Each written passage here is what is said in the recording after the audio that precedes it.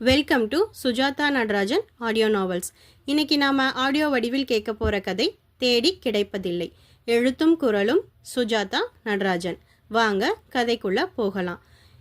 தேடி கிடைப்பதில்லை. அத்தியாயம் 1. சாரா, நாளைக்கு என் ஃப்ரெண்ட் ஹரிஷோட கல்யாணம். நாம நாளைக்கு மதியமே அங்கே இருக்கிற மாதிரி போகணும். ஊருக்கு கொண்டு போக தேவையான திங்ஸ் எல்லாம் இப்போவே எடுத்து வச்சிடலாமா? ஏன்னா நாளைக்கு எடுத்து வச்சா ஏதாவது மறந்து போயிடும் என்று கூறியபடியே படுக்கை அறை உள்ளே நுழைந்தான் ஆகாஷ். அதுவரை அலைபேசியில் மூழ்கியிருந்தவள் ஆகாஷ் கூறியதை கேட்டு விருட்டென தலை நிமிர்ந்தாள். நாளைக்கா என்றவள் கேள்வியுடன் அக்கேள்வியில் சிறு கோபம் தெரிய, அச்சோ என்ன மேடம் கோவப்படுறாங்க, எதையாவது மறந்துட்டோமா என்று தன்னிடம் தானே மெல்ல கேட்டுக்கொண்ட ஆகாஷ் முறுவலுடன் அவளை பார்த்து, நாளைக்கு தான் சாரா, நான் அன்னைக்கு அவன் பத்திரிக்கை அனுப்புனதுமே உன்கிட்ட சொன்னேனே, மறந்துட்டியா என்றிட தன் அருகே இருந்த தலையணையை எடுத்து அவன் மேல் விசிறி அடித்தவள், நானா மறந்துட்டேன், நீதான் எல்லாத்தையும் மறக்கற. நாளைக்கு என்ன நாள்? நாம எப்படி உன் ஃப்ரெண்ட் கல்யாணத்துக்கு போக முடியும்? நாளைக்கு என்ன நாள்? நம்ம கல்யாண நாளா? இல்லையே, அது செப்டம்பரில் தானே. வேற என்ன? ஒருவேளை இவளோட பிறந்த நாளா? இல்லையே, அது அடுத்த மாதம்தானே. அப்போ பையனோட பர்த்டே? இல்லை, அது ஜனவரி. அப்போ நாளைக்கு என்னவா இருக்கும்? ஐயோ, மண்டை காயுதே. இன்னைக்கு என்ன ஏழரையை கூட்ட போறேனோ தெரியலையே. கடவுளே காப்பாத்து என்று மனதில் புலம்பியபடியே யோசிப்பவனைப் போல பாவனை செய்து கொண்டிருந்தான் ஆகாஷ். என்ன அமைதியா இருக்க? ஞாபகம் வரலையா என கேட்டு மற்றொரு தலையணையை எடுத்து மீண்டும் அவன் மீது விசிறினாள் சாரா என்கின்ற சரண்யா. அதை லாவகமாக பிடித்தவன், நாளைக்கு என்ன நாள்? அதை நான் எப்படி மறப்பேன் சாரா? எத்தனை முக்கியமான நாள் அது, அதை போய் மறப்பேனா? ஆனா பாரு, அந்த லூசு பையனுக்கு நாளைக்கு நமக்கு முக்கியமான நாள்னு தெரியல. அவன் கல்யாணத்தை நாளைக்கு போய் வச்சிருக்கான். என்ன பண்ணுறது? அதை ஸ்கிப் பண்ணவா முடியும்? என்ன இருந்தாலும் ஒரு காலத்தில் அவன் எனக்கு பெஸ்ட் ஃப்ரெண்ட். எங்கள் வீட்டுக்கு பக்கத்தில் தான் அவங்க குடியிருந்தாங்க. வீட்டு ஆளுங்க கூட நல்ல பழக்கம். இப்போ அவனுக்கு கல்யாணம். நாம் போகலனா தப்பா போயிடும் சாரா என்று நீட்டி முழக்கியபடியே அவள் அருகே சென்று அமர்ந்து அவளை பாவமான முகபாவத்துடன் பார்த்தான் ஆகாஷ். அவளோ முறைப்பு குறையாமல், நாளைக்கு அம்மா அப்பாவோட வெட்டிங் டே, அவங்களோட நாளைக்கு நம்மோட நாளை செலிப்ரேட் பண்ணலான்னு யோசிச்சிருந்தேன். நீ என் யோசனையை மொத்தமாக கெடுத்துட்ட என்று கொதித்தாள் சாரா. நாளைக்கு என்ன நாள் என்று அறிந்து கொண்டதில் மனதில் சிறு நிம்மதி பிறந்தது ஆகாஷுக்கு. மனதில் தோன்றியிருந்த சிறு பயத்தை நெடுமூச்சில் வெளியேற்றியவன் முறுவலை உதட்டில் படரவிட்டு அவள் நாடி பிடித்து தன்னை பார்க்க வைத்தான். அத்தை மாமாவோட வெட்டிங் டேக்கு நம்ம வேற ஒரு ஸ்பெஷல் கிஃப்ட் பண்ணலாம் சாரா என்றான் அவளை சமாளிக்கும் விதமாக. அவளோ வியப்பில் விரிந்த கண்களுடன் என்ன கிஃப்ட் என்றாள். அதைத்தான் அவன் யோசிக்கவே இல்லையே. என்றாலும் திருமண வாழ்க்கை எடுத்த பாடத்தின் மூலமாக சட்டென எதையும் சமாளிக்கும் வல்லமை பெற்றவனாக மாறியிருந்தான் ஆகாஷ். மனதில் இருக்கும் தடுமாற்றமும் குழப்பமும் குரலில் தெரியாமல், அவங்க ஜோடியா அவங்க திருமண நாளை கொண்டாடுற மாதிரி ஒரு கிஃப்ட் கொடுக்கலாம். மூவி, பஃபே, லாங் டிரைவ், போய் ஒரு கேண்டில் லைட் டின்னர், இப்படி ஏதாவது. குட். நீ ஒன்று பண்ணு. உன் ஃப்ரெண்ட் கல்யாணம் ஊட்டியில் தானே நடக்குது. நாம் அங்கே போக போகிறோம்.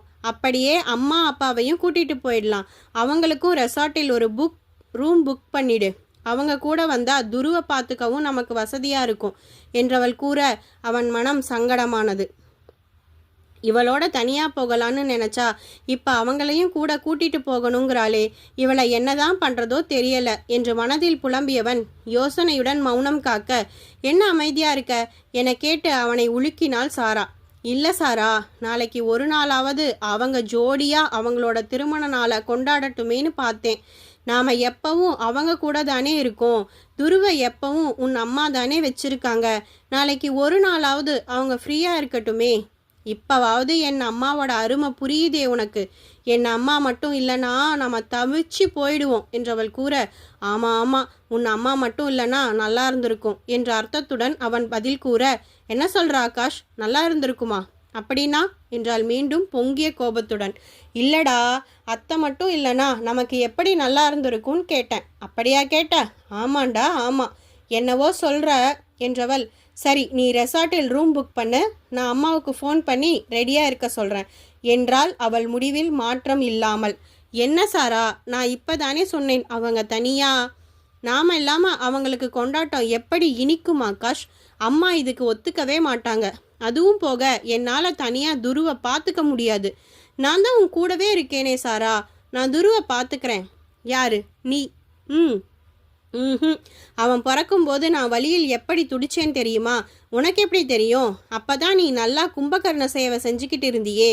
ஐயோ, நானே வாயை கொடுத்து மாட்டிக்கிறேனே என்று புலம்பியவன், அது அப்படி இல்லை சாராமா, டென்ஷன் அதிகமானதில் மயக்கம் வந்து படுத்துட்டேன். காரிடாரில் போட்டிருந்த பெஞ்சில் உட்கார்ந்த மாதிரி தானே தூங்கிட்டேன். அதை போய் இப்போ வர சொல்லி சொல்லி காட்டுறியே, இது நல்லாவா இருக்கு? துருவுக்கு விவரம் தெரிய ஆரம்பிச்சிடுச்சு. இனியாவது இதை விட்டுடலாமே ப்ளீஸ் என்ற கெஞ்சலுடன் அவள் நாடி பிடித்து இடவலமாக ஆட்டினான் ஆகாஷ். அவன் கையை தட்டிவிட்டவள் முகத்தை வெடுக்கென திருப்பி தன் கரங்களை மார்பின் குறுக்காக கட்டி கொண்டாள். கோபத்தை விடுடி தங்கம், நாம நாளைக்கு தனியாகவே போகலாம். அத்தை மாமா ஜோடியாக அவங்க கல்யாண நாளை கொண்டாடட்டும். நான் சொன்னால் அதுக்கு ஒரு காரணம் இருக்கும், புரிஞ்சுக்கோடி என்று பாசம் மிகுந்த குரலில் பேசி அவளை சம்மதிக்க வைத்தான் ஆகாஷ். சரி, நீ சொல்கிறதுக்கு நான் சம்மதிக்கிறேன். ஆனால் அங்கே போய் ஃப்ரெண்ட்ஸோட கூத்தடிக்க எங்களை தனியாக விட்டுட்டு போயிட்ட, அவ்வளவுதான் என்று சுட்டு விரல் நீட்டி அவள் எச்சரிக்க, அதை பிடித்து தன் பற்களால் லேசாக கடிப்பதைப் போல பாவனை செய்து, உங்களை தனியாக விட்டுட்டு ஒரு நிமிஷம் கூட அந்தாண்ட இந்தாண்ட போக மாட்டேன், பிராமிஸ்டா சாரா என்று உறுதியளித்தான் ஆகாஷ். சரி, நான் போய் இந்த விஷயத்தை அம்மா கிட்ட சொல்லிட்டு வரேன். நீ துருவ எழுந்தா பார்த்துக்கோ என கூறி அலைபேசியோடு பால்கனி சென்றாள் சாரா. பால்கனி சென்றவளை வெறித்த ஆகாஷ், இவளோட அம்மா புராணத்துக்கு எப்போதான் ஒரு எண்டு வருமோ தெரியலை. பொழுது விடிஞ்சு பொழுது போகிறதுக்குள்ள 1000 முறை அம்மாவோட பேசிடுறா. இவளை எப்படித்தான் சரி கட்டுறதோ தெரியல என கூறிக்கொண்டவன் உறங்கிக் கொண்டிருந்த 2 வயது மகனை பார்த்தான். முறுவலுடன் அவன் தலை கோதி நெற்றியில் முத்தமிட்டவன் கொஞ்ச நேரம் அவன் அருகே படுத்து கொண்டான். அலைபேசியோடு பால்கனி சென்றவள் நெடுநேரம் ஆகியும் வராமல் இருக்கவும் அவளை தேடி ஆகாஷே பால்கனி சென்றான்.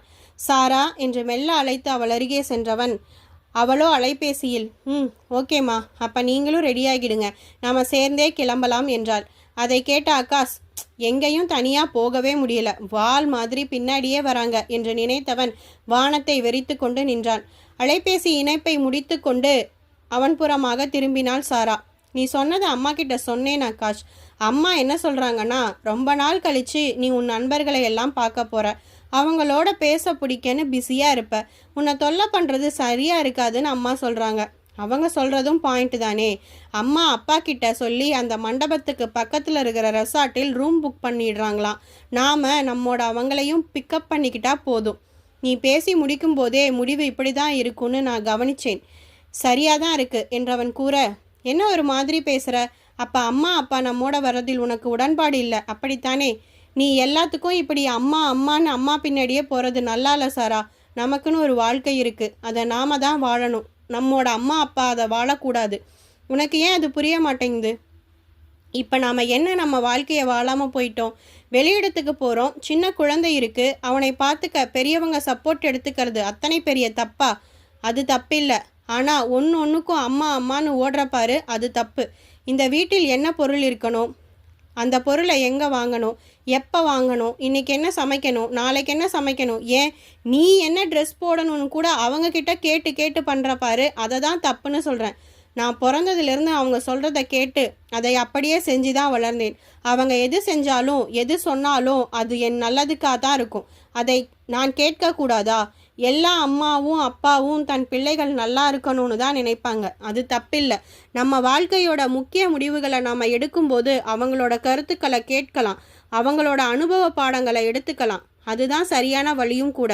ஆனால் சின்ன சின்ன விஷயத்துக்கு நாம் அன்றாடம் பண்ணுற எல்லா செயல்களுக்கும் அவங்களையே இன்னமும் டிபெண்ட் பண்ணி இருக்கிறது சரி கிடையாது சாரா. உனக்கென்ன, நீ கருத்தாக பேசிட்டு ஆஃபீஸ் கிளம்பி போயிடுவேன். இந்த பையன் துருவோட போராடுறது நான் தானே. என் சப்போர்ட்டுக்கு என் அம்மாவை கூப்பிட்டுக்க தான் செய்வேன். நீ சப்போர்ட்டுக்கு கூப்பிடல சாரா, அவங்கள சார்ந்து தான் இன்னமும் உன் வாழ்க்கை இருக்குது. ஏன், உன் அம்மா கூட தான் உன் தங்கச்சிக்கு உதவி செய்ய ஆஸ்திரேலியா போயிருக்காங்க. அவங்கள ஏன் அங்கே போக விட்ட?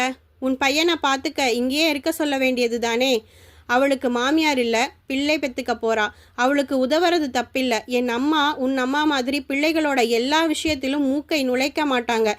மகன் என் தனிப்பட்ட வாழ்க்கையிலேயே மூக்கை நுழைக்கலை. அவங்க மகளோட வாழ்க்கையில கருத்து சொல்லுவாங்க.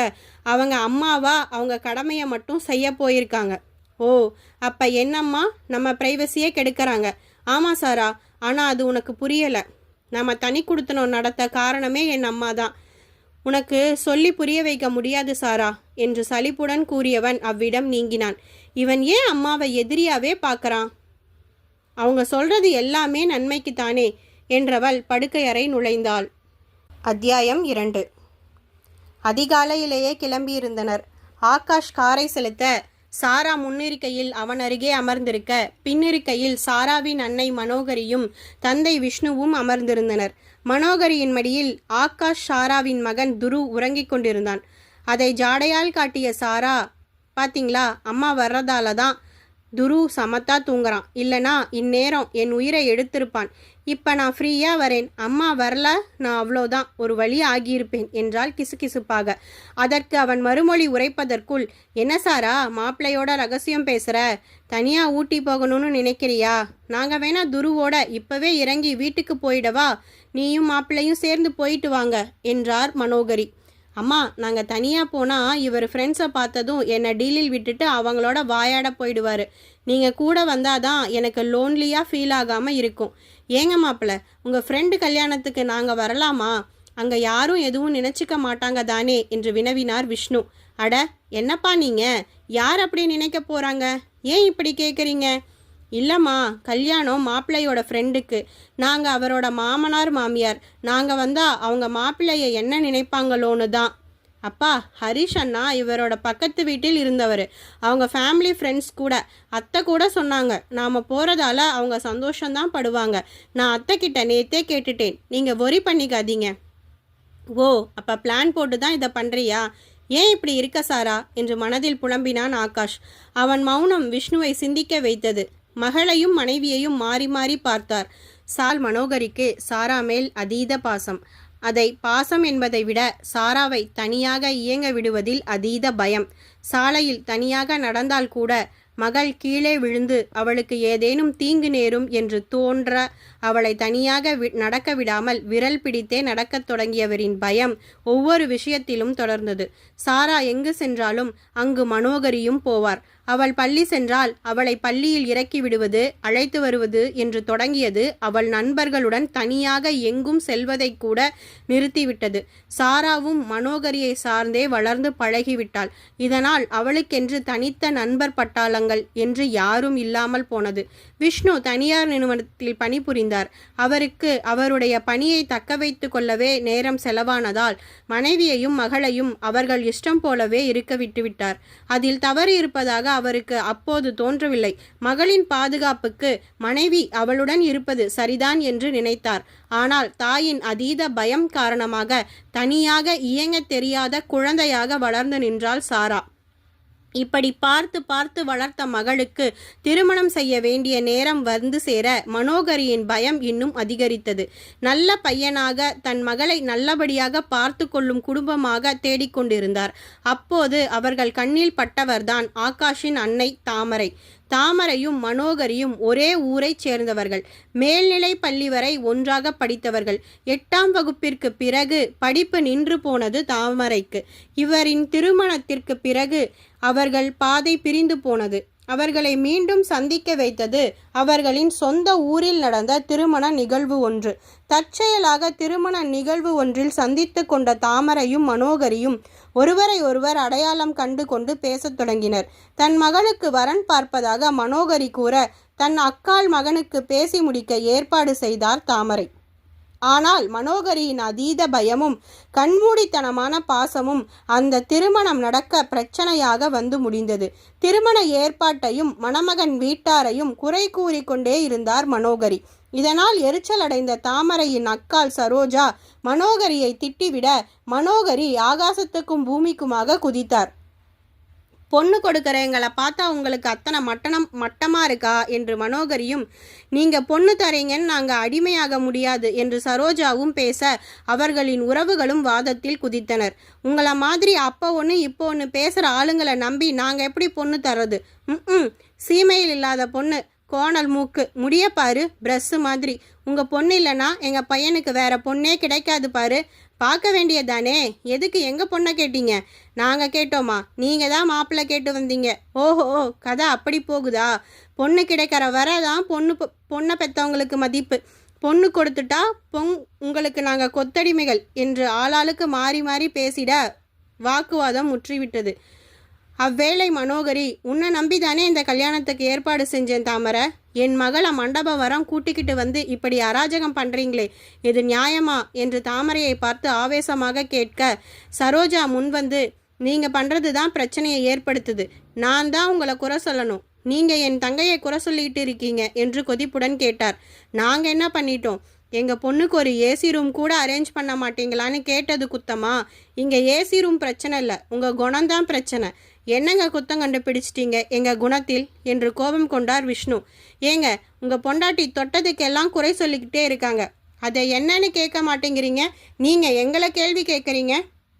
நாங்கள் எங்கள் பிள்ளைய கட்டித்தர போகிறோம். அப்படியே கட்டி தந்துட முடியுமா?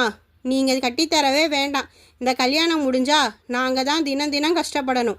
அம்மா, எனக்கு இந்த கல்யாணம் வேணாம், வாங்க கிளம்பலாம் என்று மாப்பிள்ளை கூறிவிட திருமணம் நின்று போனது. மனோகரி தாமரையை வசை மாறி பொழியத் தொடங்கினார். சந்தர்ப்பம் மாறிப்போனதும் தன்னால் ஒரு பெண் மகள் திருமண கோலத்தில் நிற்பது தாமரையின் மனதை வருந்தச் செய்ய தன் மகன் ஆகாஷை மணமகனாக்கிவிட்டார். நின்று போன சாராவின் திருமணம் ஆகாஷுடன் நடந்து முடிந்தது. அந்த திருமணத்திற்கு பிறகுதான் விஷ்ணுவிற்கு தம் தரப்பில் உள்ள குறைகள் புரியத் தொடங்கியது. மனைவியிடம் மெல்ல அது பற்றி கூறத் தொடங்கினார். ஆனால் அவர் அதை புரிந்து கொள்ளும் பக்குவத்திற்கு வர மறுக்கிறார். நேற்று கூட அத்தனை தூரம் மனோகரியிடம் பேசி புரிய வைக்க முயன்றார் விஷ்ணு. மனோ, இந்த முறை நாம் அவங்களோட போக வேணாண்டி. ஏங்க அப்படி சொல்கிறீங்க? துரு குழந்தை, அவனை பார்த்துக்க சாரா கஷ்டப்படுவாங்க. மாப்பிள்ளை தான் கூட போகிறாருல்ல. ஏங்க, அவர் பல நாள் கழித்து ஃப்ரெண்ட்ஸ் எல்லாம் பார்ப்பாரு. அவரால் எப்படிங்க துருவை பார்த்துக்க முடியும்? அவர் மேலே எனக்கு நம்பிக்கை இருக்கு மனோ. ஏங்க, நான் என்னமோ நம்பிக்கை இல்லைன்னு சொல்கிற மாதிரி பேசுகிறீங்க. கடவுளாக நடக்க இருந்த கல்யாணத்தை நிறுத்தி இப்படி ஒரு தங்கமான பையனை மாப்பிள்ளையாக்கிட்டாரு. நான் ரொம்ப சந்தோஷமாக இருக்கேங்க. நான் இன்னும் அவர் மேலே நம்பிக்கை இல்லாமல் நாம் அவங்க கூட போகலான்னு சொல்லலைங்க. நாம் கூட போனால் அவருக்கு உதவியாக இருக்குமேன்னு தான் சொல்கிறேன். சாராவால் தனியாக துருவை பார்த்துக்க முடியாது. மாப்பிள்ளைய தொல்லை பண்ணுவா. அதான் நாம் போகலான்னு சொல்கிறேன். தனியாக எதையும் ஹேண்டில் பண்ண தெரியாமல் பொண்ணை வளர்த்தது நம்ம தப்பு மனோ. என்னங்க பேசுகிறீங்க? அவள் நமக்கு ஒரே பொண்ணு. அவளுக்கு நடக்கிறது எல்லாம் நல்லதாகவும் சரியாகவும் நடக்கணும்னு தானே நாம் ஒன்றொன்றும் பார்த்து பார்த்து செய்கிறோம். அது தப்பா?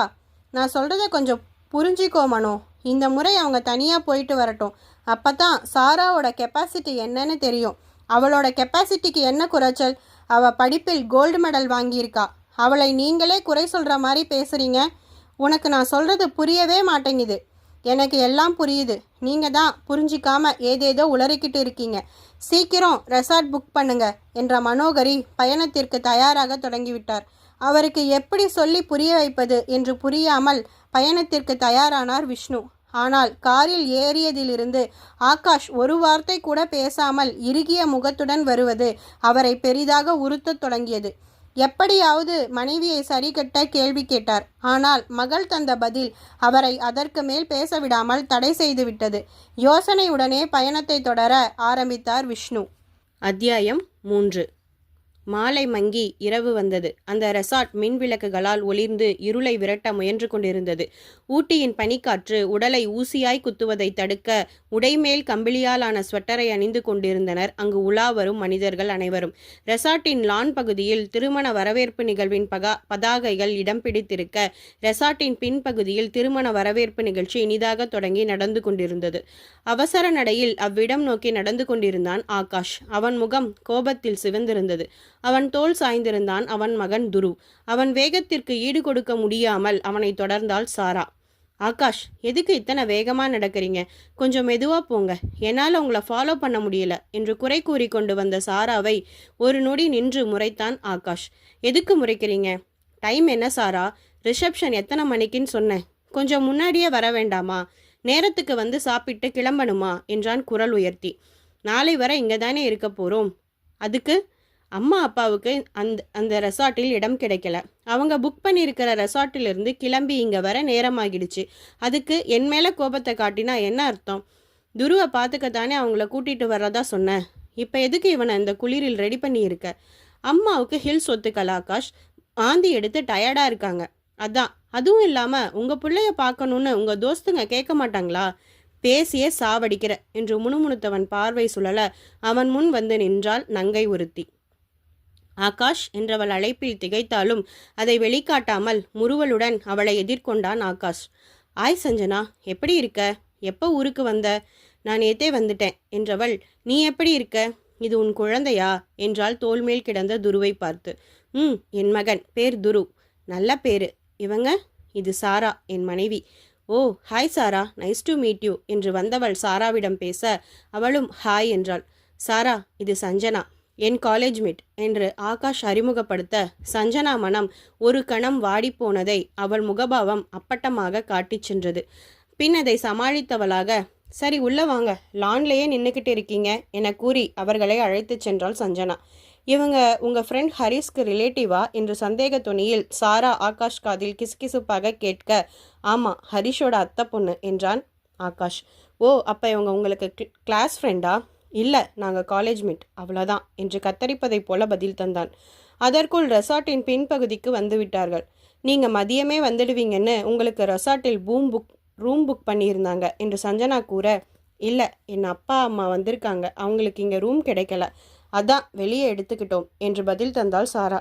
ஓ, ஓகே, நீங்கள் போய் ஹரிஷை பார்த்து விஷ் பண்ணிட்டு வாங்க, அதுவரை குழந்தைய நான் வேணா வச்சிருக்கேன் என்று சஞ்சனா தன் கரங்களை ஆகாஷை நோக்கி நீட்ட, இல்லை பரவாயில்ல சஞ்சனா, நான் மேனேஜ் பண்ணிக்குவேன் என கூறி குழந்தையை தர மறுத்தவன் சாராவை பார்த்து, வா மேடைக்கு போயிட்டு வந்துடலாம் என கூறி நகர்ந்தான். அவன் குழந்தையை தர மறுத்ததும் பாராமுகமாக பேசுவதும் சஞ்சனா மனதை வாட்டியது. செல்லும் அவர்களை வெறித்து பார்த்தபடி அதே இடத்தில் நின்றுவிட்டாள். மேடை நோக்கி போன ஆகாஷையும் சாராவையும் அடையாளம் கண்டு கொண்ட ஹரிஷின் தாய், ஆகாஷ், என்னடா இத்தனை சீக்கிரம் வந்துட்ட என்று உரிமையுடன் கோபித்து கொள்ள, சாரிம்மா, லேட் ஆகிடுச்சு, ஆஃபீஸில் லாஸ்ட் மினிட் வேலை, விடமாட்டேன்னு சொல்லிட்டாங்க, அதான், கோச்சிக்காதீங்க. உன் அம்மாவை கேட்டால் ஆஸ்திரேலியாவில் இருக்கேன், கல்யாணத்துக்கு வர முடியாது பங்கஜம், ஊரிலிருந்து வந்ததும் பிள்ளைங்களை வந்து பார்க்கறேன், கோச்சிக்காதேன்னு சொல்கிறா. சரி, நீயாவது முன்னாடியே இருந்து கல்யாணத்தை நடத்த உதவி பண்ணுவேன்னு எதிர்பார்த்திருந்தேன். ஆனால் நீயும் விருந்தாளி மாதிரி ரிசப்ஷனுக்கு வந்து நிற்கிற, ஒன்றும் சொல்கிறதுக்கு இல்லை. அட ஆகாஷ், எப்பப்பா வந்த என்றபடியே வந்தார் ஹரிஷின் தந்தை. இப்போதாங்க வந்திருக்கான் என்று பங்கஜம் குறையாக கூற, வந்துட்டான்ல, விடு பங்கஜம், நம்ம காலம் மாதிரி இல்லை இந்த கால வேலை, நேர காலமே இல்லாமல் ஓடுறாங்க பசங்க, அவங்கள கோச்சிக்கிட்டு என்னாக போகுது என்றவர், ஆகாஷ், போய் ஹரிஷை பாருப்பா, அவன் உன்னை மத்தியத்திலிருந்தே எதிர்பார்த்திருந்தான், உன்னை பார்த்தா சந்தோஷப்படுவான், நாம் அப்புறம் சாவகாசமாக பேசலாம் என்றிட அவனும் முறுவலுடன் அதை ஏற்றான். பங்கஜம், வா, அக்கா கூப்பிட்டா, என்னன்னு தெரியல என கூறி மனைவியோடு நகர்ந்தார். அவர்கள் நகர ஆகாஷ் மணமேடை ஏறினான். வாடா நல்லவனே என்று மாப்பிள்ளை ஹரிஷ் அவர்களை வரவேற்றான். அவனை நெருங்கியவன், வாழ்த்துக்கள் மச்சான் என கூறி கை குலுக்க இவனை ஆறத் தழுவி கொண்டான். தன் அருகே நின்றிருந்த மணமகளிடம், இவன்தான் ஆகாஷ், என் உயிர் நண்பன் என்று அறிமுகப்படுத்தினான். அவளும் முறுவலுடன் வரவேற்றாள். ஆகாஷ்க்கு பின் நின்றிருந்த சாராவை பார்த்த ஹரிஷ் முறுவலுடன் வாமா என்றிட அவளும் முறுவலுடன் வாழ்த்துக்கள் அண்ணா, வாழ்த்துக்களுங்க என்றாள். ஏண்டா இத்தனை நேரம்? வேலைடா. சரி விடு, அம்மா எப்படி இருக்காங்க? நல்லா இருக்காங்க, தங்கைக்கு பிரசவ நேரம், அதான் அவங்களால வர முடியல, ஃபோனில் பேசினேன் சொன்னாங்க என்றவன் ஆகாஷ் தோளில் கிடந்த துருவை பார்த்து, தூங்கிட்டான் போல என்று வினவிட, முன்னாடியே தூங்கிட்டான், இன்னும் கொஞ்ச நேரத்தில் எழுந்துடுவான். சாப்பிட்டீங்களா? இல்லடா, இனிதான். போய் சாப்பிட்டு வாடா, சிஸ்டருக்கு பசிக்கும்ல, குளிர் வேற அதிகமாக இருக்கு.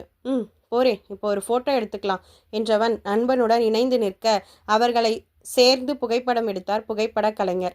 சாப்பிடுடா, ரிசப்ஷன் முடிஞ்சதும் ஃப்ரீயாக பேசலாம் என்ற ஹரிஷ் சந்தேக துணியில், இருப்பல்ல என்றிட, கண்டிப்பாக இருப்பேன், நான் இப்போ கிஃப்ட் கொடுக்கலல்ல, அப்புறம் ஏன் சந்தேகப்படுற? காலை முகூர்த்தம் முடிஞ்சு உன்னை உன் வீட்டுக்கு கூட்டிகிட்டு போய் விடுற வரை உன் கூட தான் இருப்பேன். சந்தோஷம். உனக்கு ரூம் இருக்கு ஆகாஷ், சிஸ்டர் சாப்பிட்டதும் அவங்களையும் குழந்தையும் அங்கே தங்க வச்சிடு, அவங்க ரெஸ்ட் எடுக்கட்டும். இல்லைண்ணா, நாங்கள் சாப்பிட்டு வேற ரெசார்ட் போகிறோம், அங்கே என் அம்மா அப்பா இருக்காங்க என்று அவசரமாக மறுத்தாள் சாரா. ஹரிஷ் முகம் சங்கடத்தில் சுருங்கியது. நண்பன் முகம் சுருங்கியதில் கடுப்பானான் ஆகாஷ்.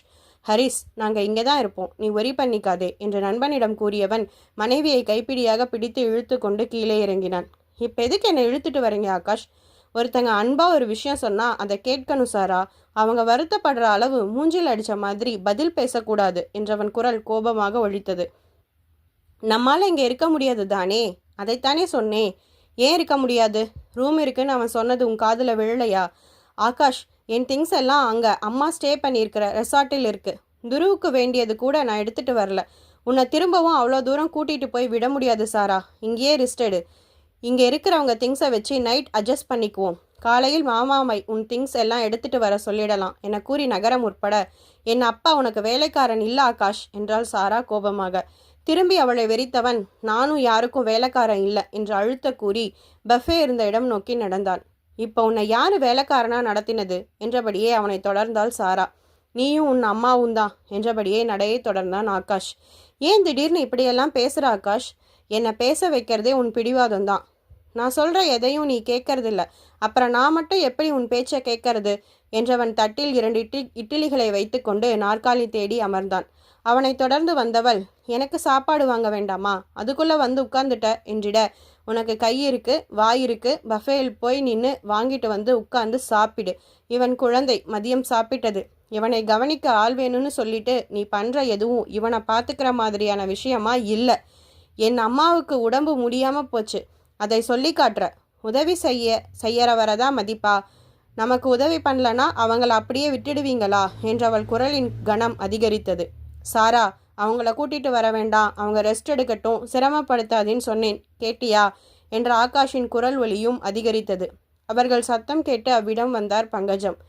ஆகாஷ், என்னப்பா என்றவர் கேட்க சுற்றம் அவனை அமைதிப்படுத்தியது. ஒன்றும் இல்லைம்மா, சும்மா பேசிக்கிட்டு தான் இருந்தோம், நீங்கள் வரி பண்ணிக்காதீங்க என்று முறுவலுடன் சமாதானம் கூறியவன், நீ போய் டின்னர் எடுத்துட்டு வா சாரா, நான் துருவை பார்த்துக்கிறேன் என்றான். அவனை முறைத்தவள் பஃபே நோக்கி நகர்ந்து தனக்கான உணவை வாங்கி வரச் சென்றாள். ஆகாஷ் குழந்தை துருவை எழுப்பி அவனுக்கான இரவு உணவை ஊட்டத் தொடங்கினான். இருவரையும் பெருமூச்சுடன் பார்த்த பங்கஜத்தை அடுத்த வேளை அழைக்க அவ்விடம் நகர்ந்தார். அவர் நகரவும் ஆகாஷ் சங்கடமாக உணர்ந்தான். அவன் மனம் நடந்த வாக்குவாதத்தால் வாடிப்போனது. அதை உள்ளே மறைத்து குழந்தைக்கு உணவை புகட்டினான். அத்தியாயம் 4. நடந்த நிகழ்வுகளை பார்த்து கொண்டிருந்த சஞ்சனா பங்கஜத்தை நெருங்கினாள். என்ன அத்தை, ஆகாஷ் இப்படி கோவப்படுறாரு? அவன் என்ன பண்ணுவான் சஞ்சு? அந்த பொண்ணோட அம்மா அப்படி நடந்துக்கிறா. அவங்க கூட வந்த மாதிரி தெரியலையே அத்தை. வந்திருப்பா, வேற எங்கேயாவது தங்கியிருப்பா. அந்த பொண்ணு அவங்க அம்மா கண்ட்ரோலில் இருக்கு சஞ்சு. ஓ, ஆகாஷ் கல்யாணத்துக்கு நீங்கள் போனீங்களா அத்தை? நாங்கள் எங்கே போனோம், உங்களை கூப்பிடலையா? அட, நீ வேற சஞ்சு, அவனுக்கு கல்யாணம் நடக்கிற மாதிரி இல்லை. இந்த பொண்ணை இவனோட பெரியம்மா பையனுக்கு தான் பேசி முடிச்சிருந்தாங்க. கடைசி நேரத்தில் அவங்க ஜகா வாங்கிக்கிட்டாங்க. சும்மா ஒன்றும் வாங்கலை. அந்த பொண்ணோட அம்மா தொட்டதுக்கெல்லாம் கருத்து சொல்லி அது நொட்ட இது நொல்லன்னு சொல்ல வாக்குவாதமாகி கல்யாணம் நின்று போச்சு. அந்த கல்யாணத்துக்கு முன்னாடி நின்ன பாவத்துக்கு தாமரையை பிடிச்சி ஏறி இருக்கா அந்த அம்மாக்காரி.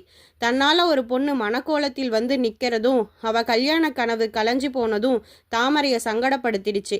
பார்த்தா தன் மகனை பலியாக்கிட்டா. பாவம் ஆகாஷ் அம்மா சொல்லுக்கு மதிப்பு கொடுத்து கல்யாணம் பண்ணிக்கிட்டான். கல்யாணம் முடிஞ்ச நாளிலிருந்து அந்த பொண்ணு அவள் அம்மா கண்ட்ரோலில் தான் இருக்குது. அம்மா வீட்டுக்கு பக்கத்தில் குடி போயிட்டா. குழந்தைய காரணம் காட்டி அம்மாவை ஒட்டிக்கிட்டே திரிய ஆரம்பிச்சிட்டா. தாமரையை கூட ஆகாஷால் கவனிக்க முடியல. அந்த வருத்தம் அவன் மனசில் இருந்தாலும் அவளோட சந்தோஷமாக வாழ முயற்சி பண்ணுறான். ஆனாலும் அந்த பொண்ணு எல்லை மீறுது போல. அதான் இப்படி கோவப்பட்டுட்டான்னு நினைக்கிறேன். தாமரை ஆண்டி ஆகாஷ் கூட இல்லையா? அவள் மகளோட பிரசவத்துக்காக ஆஸ்திரேலியா போயிருக்கா. இங்கே இருந்தாலும் கிராமத்தில் போய் இருந்துக்கிறா. அங்கே அவளோட அண்ணன் குடும்பம் இருக்குல்ல, அவளுக்கு ஒத்தாசையா அவங்க இருந்துக்கிறாங்க. சரி, நீ போய் நித்யாவையும் ஹரிஸையும் சாப்பிட கூட்டிட்டு வா, பனி வேற அதிகமாக பெய்ய ஆரம்பிக்குது. சரிங்க அத்தை என்றவள் மணமகனையும் மணமகளையும் அழைத்து கொண்டு உணவருந்த போனாள். அதே நேரம் ஆகாஷும் தனக்கான உணவை எடுத்துக்கொள்ள பஃபே கவுண்டரில் நின்றான். அப்புறம் மச்சான் என்றான் ஹரிஷ் ஆகாஷ் தோள் தட்டி. வாடா, அதுக்குள்ளே சாப்பிட வந்துட்டீங்களா? நீங்கள் லேட்டாக வந்துட்டு அவங்கள அதுக்குள்ளே வந்துட்டீங்கன்னு கேட்குறீங்க. டைம் என்னாகுது தெரியுமா என்று பதில் வந்தது சஞ்சனாவசம் இருந்து. சாரிடா, என் தங்கச்சியும் மருமகனும் அவங்கள சாப்பிட வச்சிட்டியா என்றிட, ஆச்சு. நீ சாப்பிட்டு முடிக்கிற வரையாவது ரூமில் இருக்க சொல்லு ஆகாஷ், பனி அதிகமாக இருக்குது.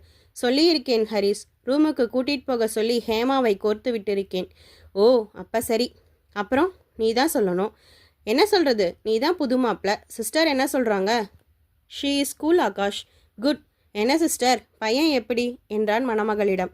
அவருக்கு என்னண்ணா, ஸ்மார்ட் என்றாள் அவளும்.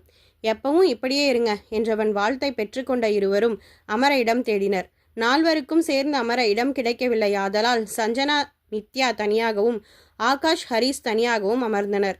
நித்யா சஞ்சனாவிடம், அவர் யாரு என்றிட, அவர் ஆகாஷ், ஹரிஸோட பெஸ்ட் ஃப்ரெண்ட். சின்ன வயசில் ஒரே ஏரியாவில் இருந்தாங்க, ஒரே ஸ்கூலில் படித்தாங்க. ஆகாஷ் மிடில் ஸ்கூல் முடிக்கிற சமயத்தில் ஆகாஷோட அப்பா தவறிட்டாரு. அவரோட அம்மா அவரை கூட்டிக்கிட்டு தன் சொந்த ஊருக்கு போயிட்டாங்க. ஆனால் ஆகாஷ் காலேஜ் படிக்க வந்தப்போ ஹரிஷோட வீட்டில் தான் தங்கி படித்தார். ஓ, அத்தனை க்ளோஸ் ஃப்ரெண்ட். இத்தனை லேட்டாக வந்திருக்காரே, ஏன் தெரியலை, ஏதாவது பர்சனல் ரீசன் இருக்கும். இப்போ இவர் எந்த ஊரில் இருக்காரு? மேபி சென்னை இல்லைனா பெங்களூரில் இருக்கலாம், எனக்கு சரியாக தெரியலை. நான் அவரோட பேசி 4 வருஷம் இருக்கும். உங்களுக்கு இவரை எப்படி பழக்கம்? நான் காலேஜ் படிக்க வந்தப்ப அத்தை வீட்டில் இவர் இருந்ததால் பேசி பழக வாய்ப்பு கிடைச்சது. ஓ சரி, சாப்பிடுங்க. நைட் கொஞ்ச நேரமாவது தூங்கினாதான் நீங்கள் காலையில் ஃப்ரெஷ்ஷாக இருக்க முடியும். என்றவள் கூற இருவரும் உணவை உண்ணத் தொடங்கினர். சஞ்சனாவின் பார்வை ஆகாஷ் மேல் நிலைத்திருக்க அவள் வாய் உணவை உள்வாங்கி கொண்டிருந்தது. ஹரிஷ், சொல்லு ஆகாஷ், சஞ்சனா இன்னும் ஏன் சிங்கிளாகவே இருக்கா? நீ கொஞ்சம் எடுத்து சொல்லலாம்ல. நான் என்ன சொல்கிறது என்றவன் குரல் கோபமாக ஒலித்தது. என்னடா கோவமாக பேசுகிற? கோவப்படாம நீ செஞ்ச வேலைக்கு உன்னை கொஞ்சுவாங்களா?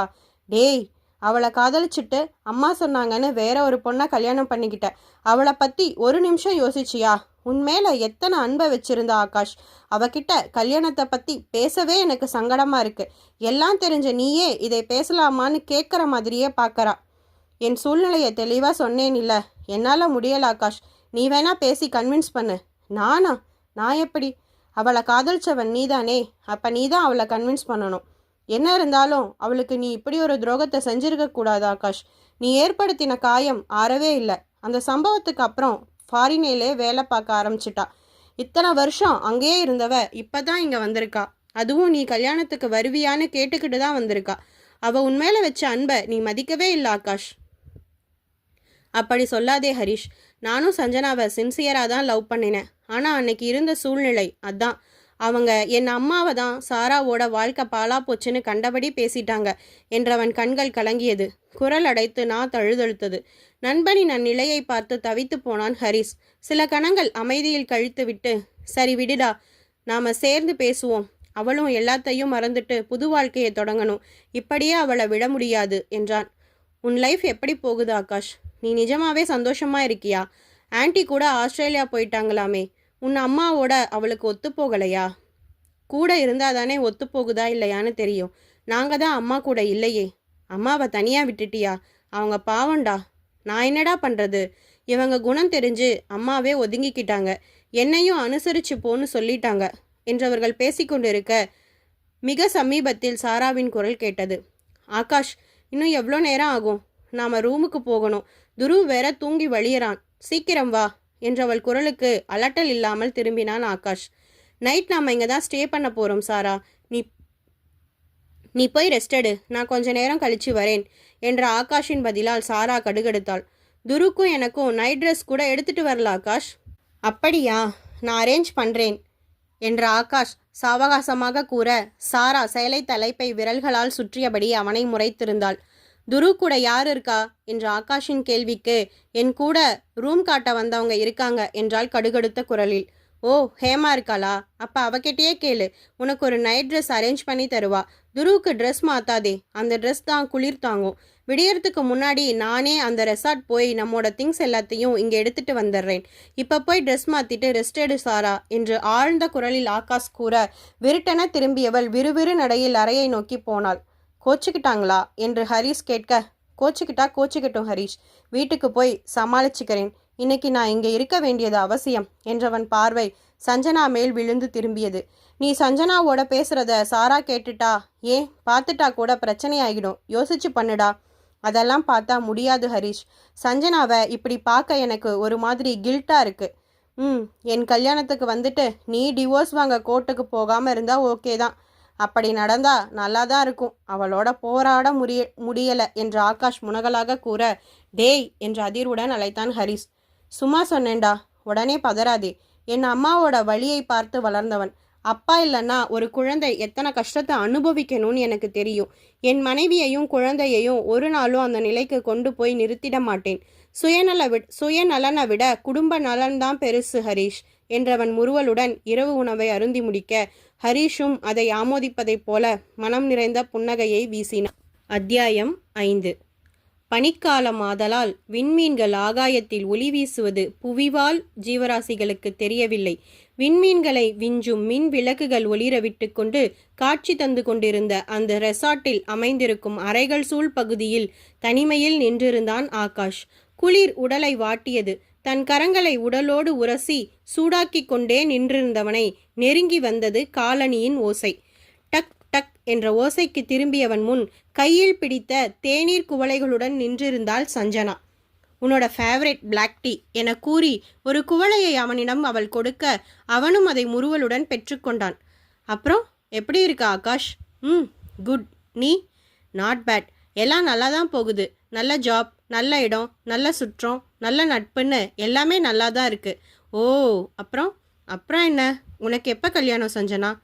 நீ ஓகே சொன்னா நாளைக்கே கூட பண்ணிக்கலாம் ஆகாஷ் என்றவள் கூற குடித்து கொண்டிருந்த தேநீர் புறையேறியது அவனுக்கு. திகிலுடன் அவளை பார்த்த ஆகாஷ் ஒரு கண அமைதிக்கு பின் நிதானமாக பேசினான். எனக்கு ஆல்ரெடி கல்யாணம் ஆகிடுச்சு சஞ்சனா. மனைவி குழந்தைன்னு நிம்மதியான வாழ்க்கை வாழ்ற. என்னை நினைச்சு உன் வாழ்க்கையை அழிச்சிக்காதே ப்ளீஸ். மூவ் ஆன் ஆகிடுமா? உன்னை மாதிரி என்னால் அத்தனை சீக்கிரம் மூவ் ஆன் ஆக முடியல ஆகாஷ் என்றவள் குரல் உடைந்தது. எனக்கு மட்டும் அது அத்தனை ஈஸியாக இருந்ததா என்ன? அப்புறம் ஏன் எனக்கு துரோகம் செஞ்ச என்றவள் கையில் பிடித்திருந்த காகித குவளையை விசிறி எறிய அது அவள் காலடிக்கு கீழே விழுந்தது. அதிலிருந்த தேநீர் சிதறி அவ்விடத்தில் தன் தடத்தை பதித்தது. நான் வேணும்னு எதையும் பண்ணல சஞ்சனா. ஆமாம், நான் உனக்கு வேணான்னு நினச்சிதான் வேற பொண்ணை கல்யாணம் பண்ணியிருக்க என்றவள் அழுகை முட்ட கூற அவளை நெருங்கவும் முடியாமல் தள்ளி நிற்கவும் முடியாமல் தவித்தான் ஆகாஷ். நானா தானே உன்னை லவ் பண்ணுறேன்னு சொன்னேன். நான் தானே உன்னை சுற்றி சுற்றி வந்தேன். அதான் என் காதல் உனக்கு சீப்பா போயிடுச்சு என்றவள் தரையில் அமர ஆகாஷ் தவிப்புடன் அவள் அருகே நெருங்கியும் நெருங்காமலும் அமர்ந்தான். இருவருக்கும் இடையே தேவையான அளவு இடைவெளி இருந்தது. சில கணங்கள் அவர்களிடம் நீடித்த அமைதி. அந்த அமைதியில் இருவரின் நினைவும் சில வருடங்களுக்கு முன்னே சென்றது. அப்போது ஆகாஷ் இளங்கலை பொறியியல் 3ஆம் வருடம் படித்து கொண்டிருந்தான். முதல் 2 வருடம் கல்லூரி விடுதியில்தான் தங்கியிருந்தான். அவ்விடம் இருந்த உணவு அவன் வயிற்றை பதம் பார்த்துவிட 3ஆம் ஆண்டில் விடுதி நீங்கி ஹரீஷின் இல்லத்தில் தங்கி படிப்பை தொடர்ந்தான். அவ்வாண்டுதான் சஞ்சனா ஹரீஷின் இல்லம் வந்தாள். ஹரீஷின் அத்தை மகள். அவளும் இளங்கலை பொறியியல் தான் சேர்ந்திருந்தாள். அதுவும் ஆகாஷ் ஹரீஷ் இருவரும் பயிலும் அதே கல்வி நிறுவனத்தில் தான் சேர்ந்திருந்தாள். அவள் கல்லூரி விடுதியில் தங்கி சிரமப்பட வேண்டாம் என நினைத்த அவளின் அன்னையும் தந்தையும் ஹரீஷின் இல்லத்தில் தங்கி கல்லூரி செல்லட்டும் என நினைத்து ஹரீஷின் தாய் தந்தையிடம் தம் அபிப்பிராயத்தை கூற அவர்களும் மகிழ்வுடன் அவள் இங்கேயே தங்கிச் செல்லட்டும் என்பதை நாங்களும் நினைத்திருந்தோம் என்றனர். எனவே சஞ்சனா ஹரீஷின் இல்லத்திலேயே தங்கி கல்லூரி செல்லத் தொடங்கினாள். ஹரீஷ், ஆகாஷ், சஞ்சனா மூவரும் கல்லூரி பேருந்தில் தினமும் கல்லூரிக்கு சென்று வர ஆரம்பித்தனர். நாட்கள் கரைந்தது. சில நேரங்களில் நட்புடன் மோதும் பார்வையுடன் இருவரும் தங்கள் படிப்பில் மட்டுமே கவனம் வைத்திருந்தனர். அவ்வேளை ஆகாஷின் ஊர் கோவில் திருவிழா வந்தது. அதற்கு ஹரீஷுக்கும் அவன் குடும்பத்திற்கும் அழைப்பு விடுக்க நினைத்தான் ஆகாஷ். இரவு நேர உணவிற்காக உணவு மேஜையில் கூடியிருந்தவர்களிடம் அது பற்றி பேசினான். அம்மா, வர வாரம் எங்கள் ஊர் கோவில் திருவிழா. நீங்கள் எல்லாரும் கட்டாயம் வரணும். அம்மா உங்களை எல்லாம் கையோடு கூட்டிகிட்டு வர சொல்லியிருக்காங்க. உன் அம்மா ஃபோன் பண்ணி சொன்னா ஆகாஷ். ஆனால் அடுத்த வாரம் எங்கள் அம்மா வீட்டில் சின்ன விசேஷம் இருக்குது. நானும் அப்பாவும் அங்கே போயே ஆகணும். நீ வேணா ஹரீஷை கூட்டிகிட்டு போயேன் என்று அன்புடன் பதில் தந்தார் பங்கஜம். என்னம்மா, அப்போ நீங்கள் வரமாட்டிங்களா? அப்பா, நீங்களாவது வர முயற்சி பண்ணலாம் இல்லை? இல்லை ஆகாஷ், நாங்கள் 2 பேரும் போகணும். அம்மா மட்டும் போனால் அது மரியாதையாக இருக்காது, அதான் என்றார் ஹரீஷின் தந்தை சாரதி. என்ற ஆகாஷ் அமைதியாக. என்னையெல்லாம் கூப்பிட மாட்டீங்களா என்றாள் சஞ்சனா. சட்டென தலை நிமிர்ந்த ஆகாஷ் திகைப்புடன் அவளை பார்த்துவிட்டு, கூப்பிடக்கூடாதுன்னு இல்லைங்க. அம்மா, அப்பா, ஹரீஷ் நீங்கள் எல்லாரும் வரணும்னு பொதுவாக தான் கூப்பிட்டேன் என்றான் தயங்கி. அவனை ஆழப்பார்வை பார்த்தாள் சஞ்சனா. அந்த பார்வை அவன் ஆழ் மனதில் சென்று தைத்தது.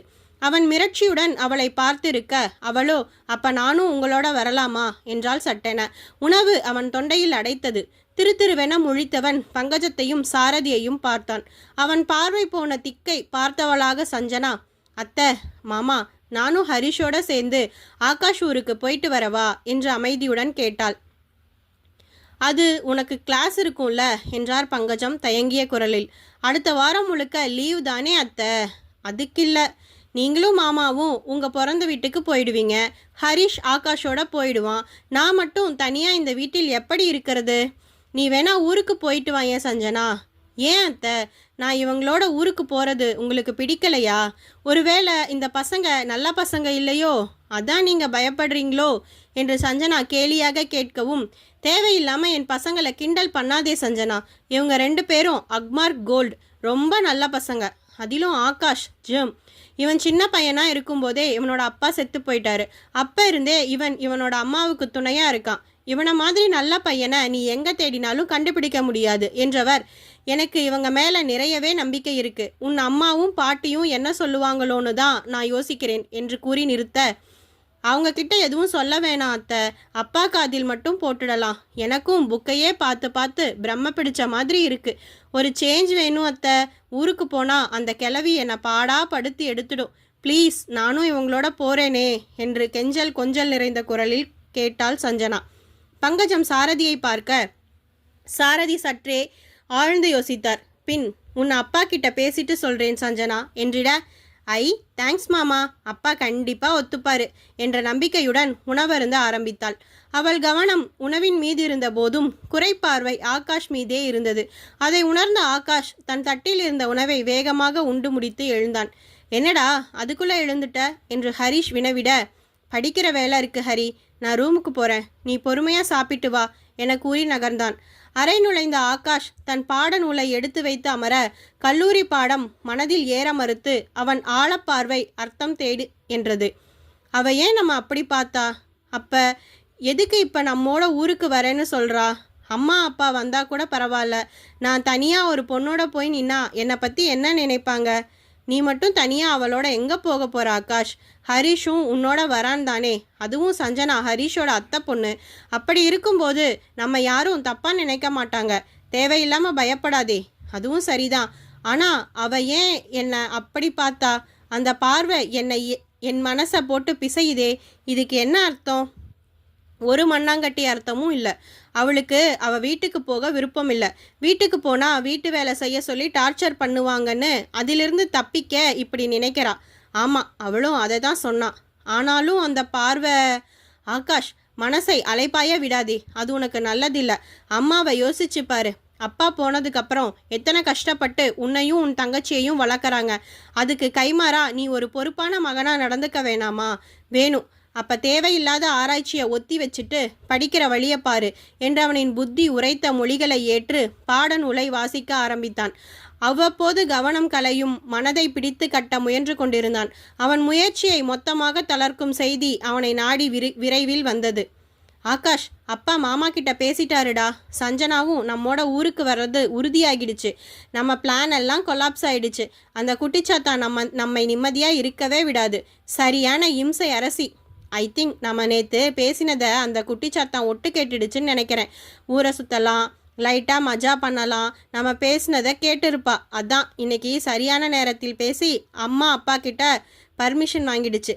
பிசாசு, இம்சை என்று கடுப்புடன் பேசியபடியே அறை நுழைந்த ஹரிஷ் மெத்தையில் பொத்தென அமர்ந்தான். அவன் கோபத்துடன் தன் நகங்களை பற்களுக்கு இடையில் கொடுக்க, ஆகாஷோ அவள் நேற்றைய உரையாடலை கேட்டு தன்னை தவறாக நினைத்திருப்பாளோ என்ற எண்ணத்தில் உழலத் தொடங்கினான். மறுவாரம் மூவரும் ஆகாஷின் ஊருக்கு கிளம்பினர். அத்தியாயம் 6.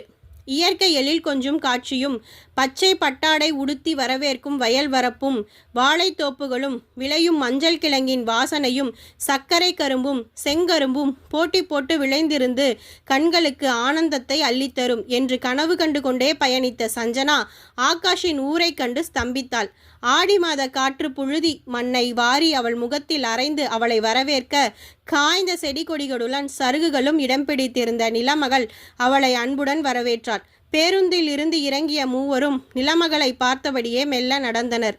என்ன உங்க ஊர் இப்படி இருக்கு என்று மனதில் தோன்றியதை சஞ்சனா வார்த்தைகளாக கேட்டுவிட, எப்படி இருக்கு, நல்லா தானே இருக்கு என்றான் ஹரிஷ். சினிமாவில் கிராமனாவே கிரீனரியா தானே காட்டுவாங்க, இது என்ன வறண்டு போய் இருக்கு, இதெல்லாம் வயல் தானே, இங்கே ஏன் பயிர் செய்யாமல் இருக்காங்க? எல்லா கிராமமும் எப்பவும் பசுமையாகவே இருக்காது சஞ்சனா. எங்கள் ஊர் வானத்தை நம்பி காத்திருக்கிற பூமி. மழை பெஞ்சாதான் இங்கே விவசாயம் நடக்கும். அதுலேயும் நெல் மாதிரி தண்ணி அதிகம் தேவைப்படுற பயிரெல்லாம் இங்கே விதைக்க மாட்டாங்க. இங்கே பயிர் வகைகள் தான் அதிகம் பயிரிடப்படும். அவரை, துவரை, பருத்தி, கேழ்வரகு, கம்பு, சோளம் இது போல தான் விதைப்பாங்க. மழை ஆரம்பிக்கும் போது விதைச்சா தை மாதத்துக்கு பயிரெல்லாம் விளைஞ்சி நின்றுடும். அதை அறுத்து அடித்து காய வச்சு விற்பனை செய்ய வேண்டியது தான். ஓ, ஆனால் இந்த ஊர் மாம்பழத்துக்கு ஃபேமஸ்ன்னு சொன்னாங்களே. ஆமாம், இங்கே மாந்தோப்பு அதிகம் இருக்குது. ஐப்பசி கார்த்திகையில் நல்ல மழை பெஞ்சா பங்குனி சித்திரையில் விளைச்சல் அமோகமாக இருக்கும். அதே மாதிரி தென்னந்தோப்பும் அதிகம் இருக்குது. ஓ, எதுக்கு இத்தனை டீட்டெயில்ஸ் கேட்குற சஞ்சனா? நீ என்ன இந்த ஊருக்கு மருமகளாவா வரப்போற என்றான் ஹரிஷ் ஆகாஷை ஓரப்பார்வை பார்த்தபடியே. அவன் சொல் கேட்டு திடுக்கிட்ட ஆகாஷ் இருவரையும் குழப்பத்துடன் பார்க்க, சஞ்சனாவோ அசட்டையாக ஹரிஷ் கேள்விக்கு பதில் தந்தாள். எனக்கு அப்படி ஒரு ஐடியா இருக்கிறது உண்மைதான், ஆனால் எதிர்த்தரப்பிலிருந்து தான் ரியாக்ஷன் சரியாக வரமாட்டேங்குது என்றவள், ஐஸ் ஹரிஷ், உன் ஃப்ரெண்ட் கிட்ட ஐஸ் வாங்கி தர சொல்லேன் என்றவள் இருசக்கர வாகனத்தின் பின்பகுதியில் ஐஸ் பெட்டியை வைத்தபடி ஐஸ் வியாபாரம் செய்து கொண்டிருந்த மொபைல் ஐஸ் கடையை நெருங்கினாள். ஹரிஷ், என்னடா சஞ்சனா என்னென்னவோ பேசுகிறா என்ற ஆகாஷின் குரலில் அதிர்வு. அவன் நம்ம கூட வந்திருக்கிறதே உன்னை கரெக்ட் பண்ணத்தான். டேய், என்னடா நீ ஒரு மாதிரி பேசுகிற? இதெல்லாம் சரியாக வராதுன்னு உனக்கு நல்லாவே தெரியும். ஏன் சரியாக வராது? சஞ்சனா என் அத்தை பொண்ணு. அவளுக்கு உன்னை விட நல்ல மாப்பிள்ளை கிடைச்சிட போகிறானா என்ன என்றவன் கேட்டுக்கொண்டிருக்க, சஞ்சனா ஐஸ் வண்டி அருகே இருந்து குரல் கொடுத்தாள். டேய் மாமா, வந்து ஐஸ் வாங்கி கொடுடா என்றவள் சத்தமாக அழைக்க, அவள் உன்னைத்தான் கூப்பிடுறா என்று ஆகாஷிடம் முறுவலுடன் மொழிந்துவிட்டு சஞ்சனாவை நாடி சென்றான் ஹரிஷ். ஏண்டி கத்தற என்றவளிடம் மொழிந்தவன், என்ன ஐஸ் வேணும் என்றிட, குச்சி ஐஸ், அதில் ஆரஞ்சு ஃப்ளேவர் என்றால் தன் முதுகில் மாட்டியிருந்த டிராவல் பேக்கை விரல்களால் அட்ஜஸ்ட் செய்தபடியே.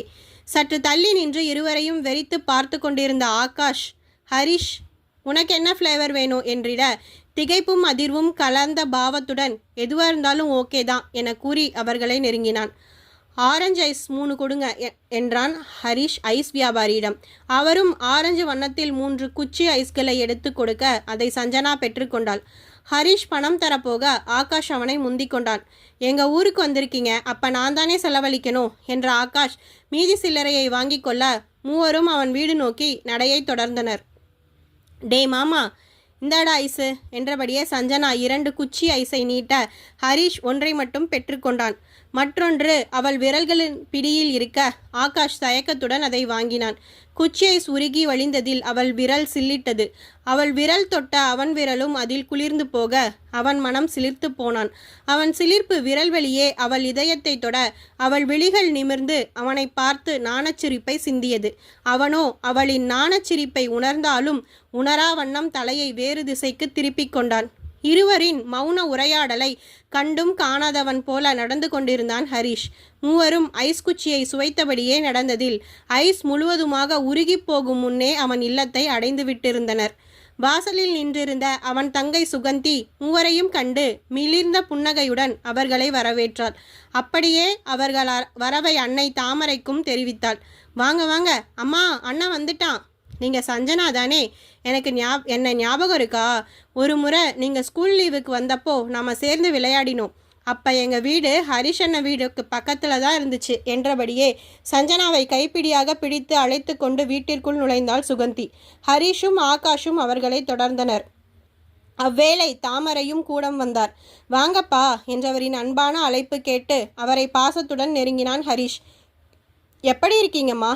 நல்லா இருக்கேன்டா கண்ணு, நீ எப்படி இருக்க? ஏன் இப்படி மெலிஞ்சு போயிட்ட என்று வாஞ்சனையுடன் வினவியபடியே அவன் கண்ணம் வருடினார் தாமரை. அவர் கேள்விக்கு அவன் விடை கூறும் முன்னே சஞ்சனா தன் பொன்வாய் திறந்தாள். இந்த எருமையை பார்த்தா மெலிஞ்ச மாதிரியா இருக்கு? ஏன் அத்தா போய் சொல்கிறீங்க?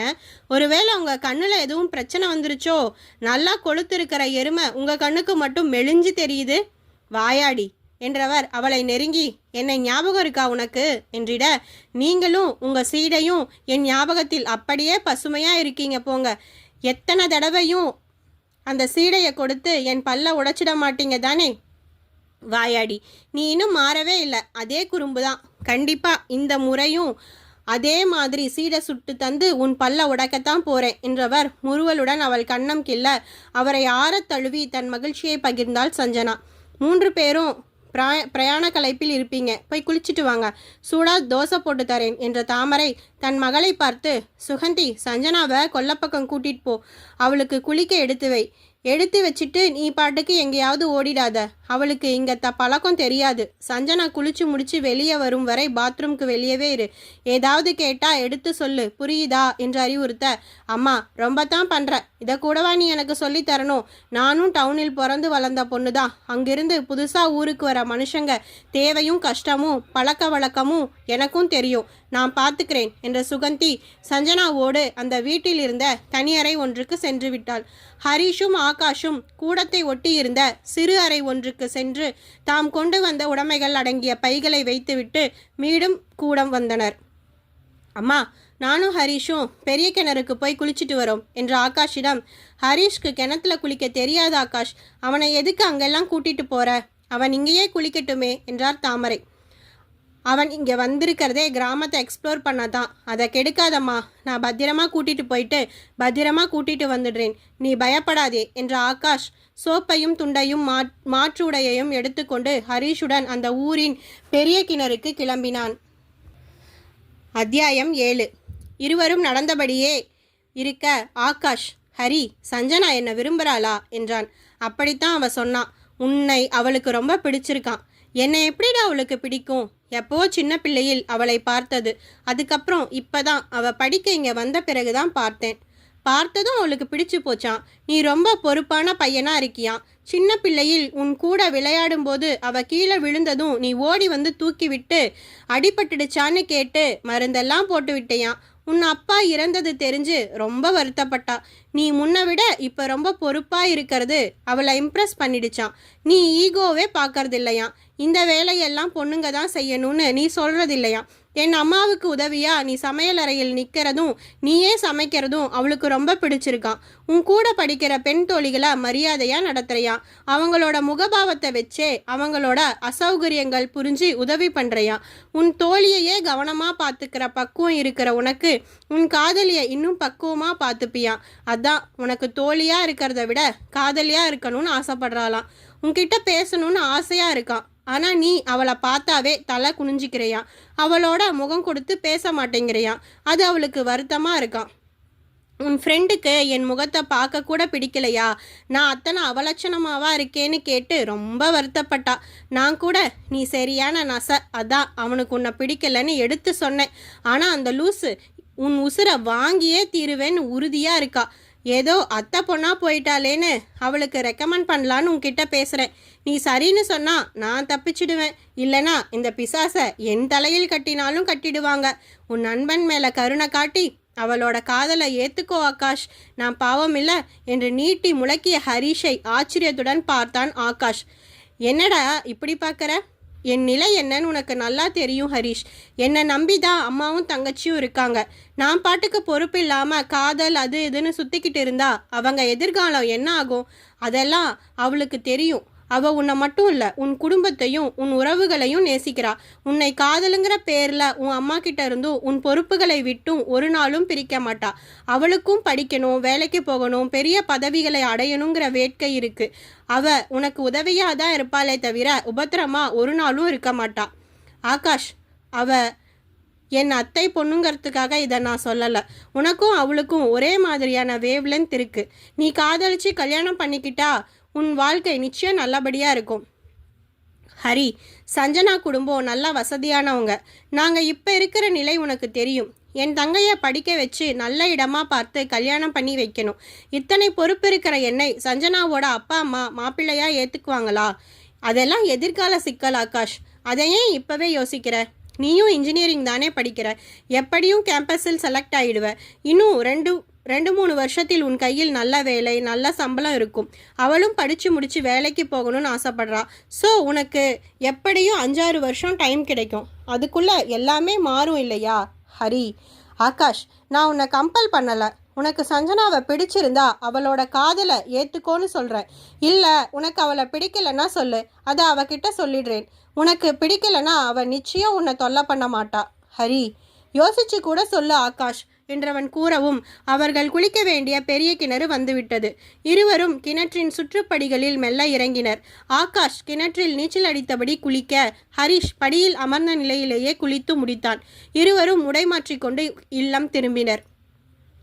காலை வேளை உணவை தாமரை பரிமாற நால்வரும் ஒன்றாக அமர்ந்து சாப்பிட்டனர். சஞ்சனாவும் சுகந்தியும் ஏறக்குறைய ஒத்த வயதுடையவர்களாக இருந்ததால் இருவருக்கும் இடையே நல்ல நட்பு உருவானது. இருவரும் கலகலப்பான உரையாடலுடன் உணவருந்துவதை கவனித்தபடியே உணவருந்திக் கொண்டிருந்தான் ஆகாஷ். அவன் கவனிப்பதை உணர்ந்த சஞ்சனா தன் பார்வையை ஒரு கணம் அவன் மீது படரவிட அவன் தன் பார்வையை மாற்றிக்கொண்டான். சஞ்சனா, நம்ம ஃபேன்சி ஸ்டோர் போய் மெஹந்தி வாங்கிட்டு வரலாமா என்று வினவி அவள் கவனத்தை கலைத்தாள் சுகந்தி. ஓ, போகலாமே என்றாள். ஆமா, எதுக்கு மெஹந்தி? இப்ப ஃப்ரெஷ் மருதாணி இலைகள் கிடைக்காதா என்றிட, கிடைக்குமே, ஆனால் அதில் டிசைன் வைக்க முடியாதே, அதான் கோன் வாங்கலான்னு சொன்னேன். எனக்கு டிசைன் எல்லாம் வேணாம் சுகா, அதெல்லாம் வச்சு போர் அடிக்குது. நாம் மருதாணி இலை பறிச்சு வச்சுப்போம். உனக்கு ஓகேனா எனக்கு ஒன்றும் பிரச்சனை இல்லை.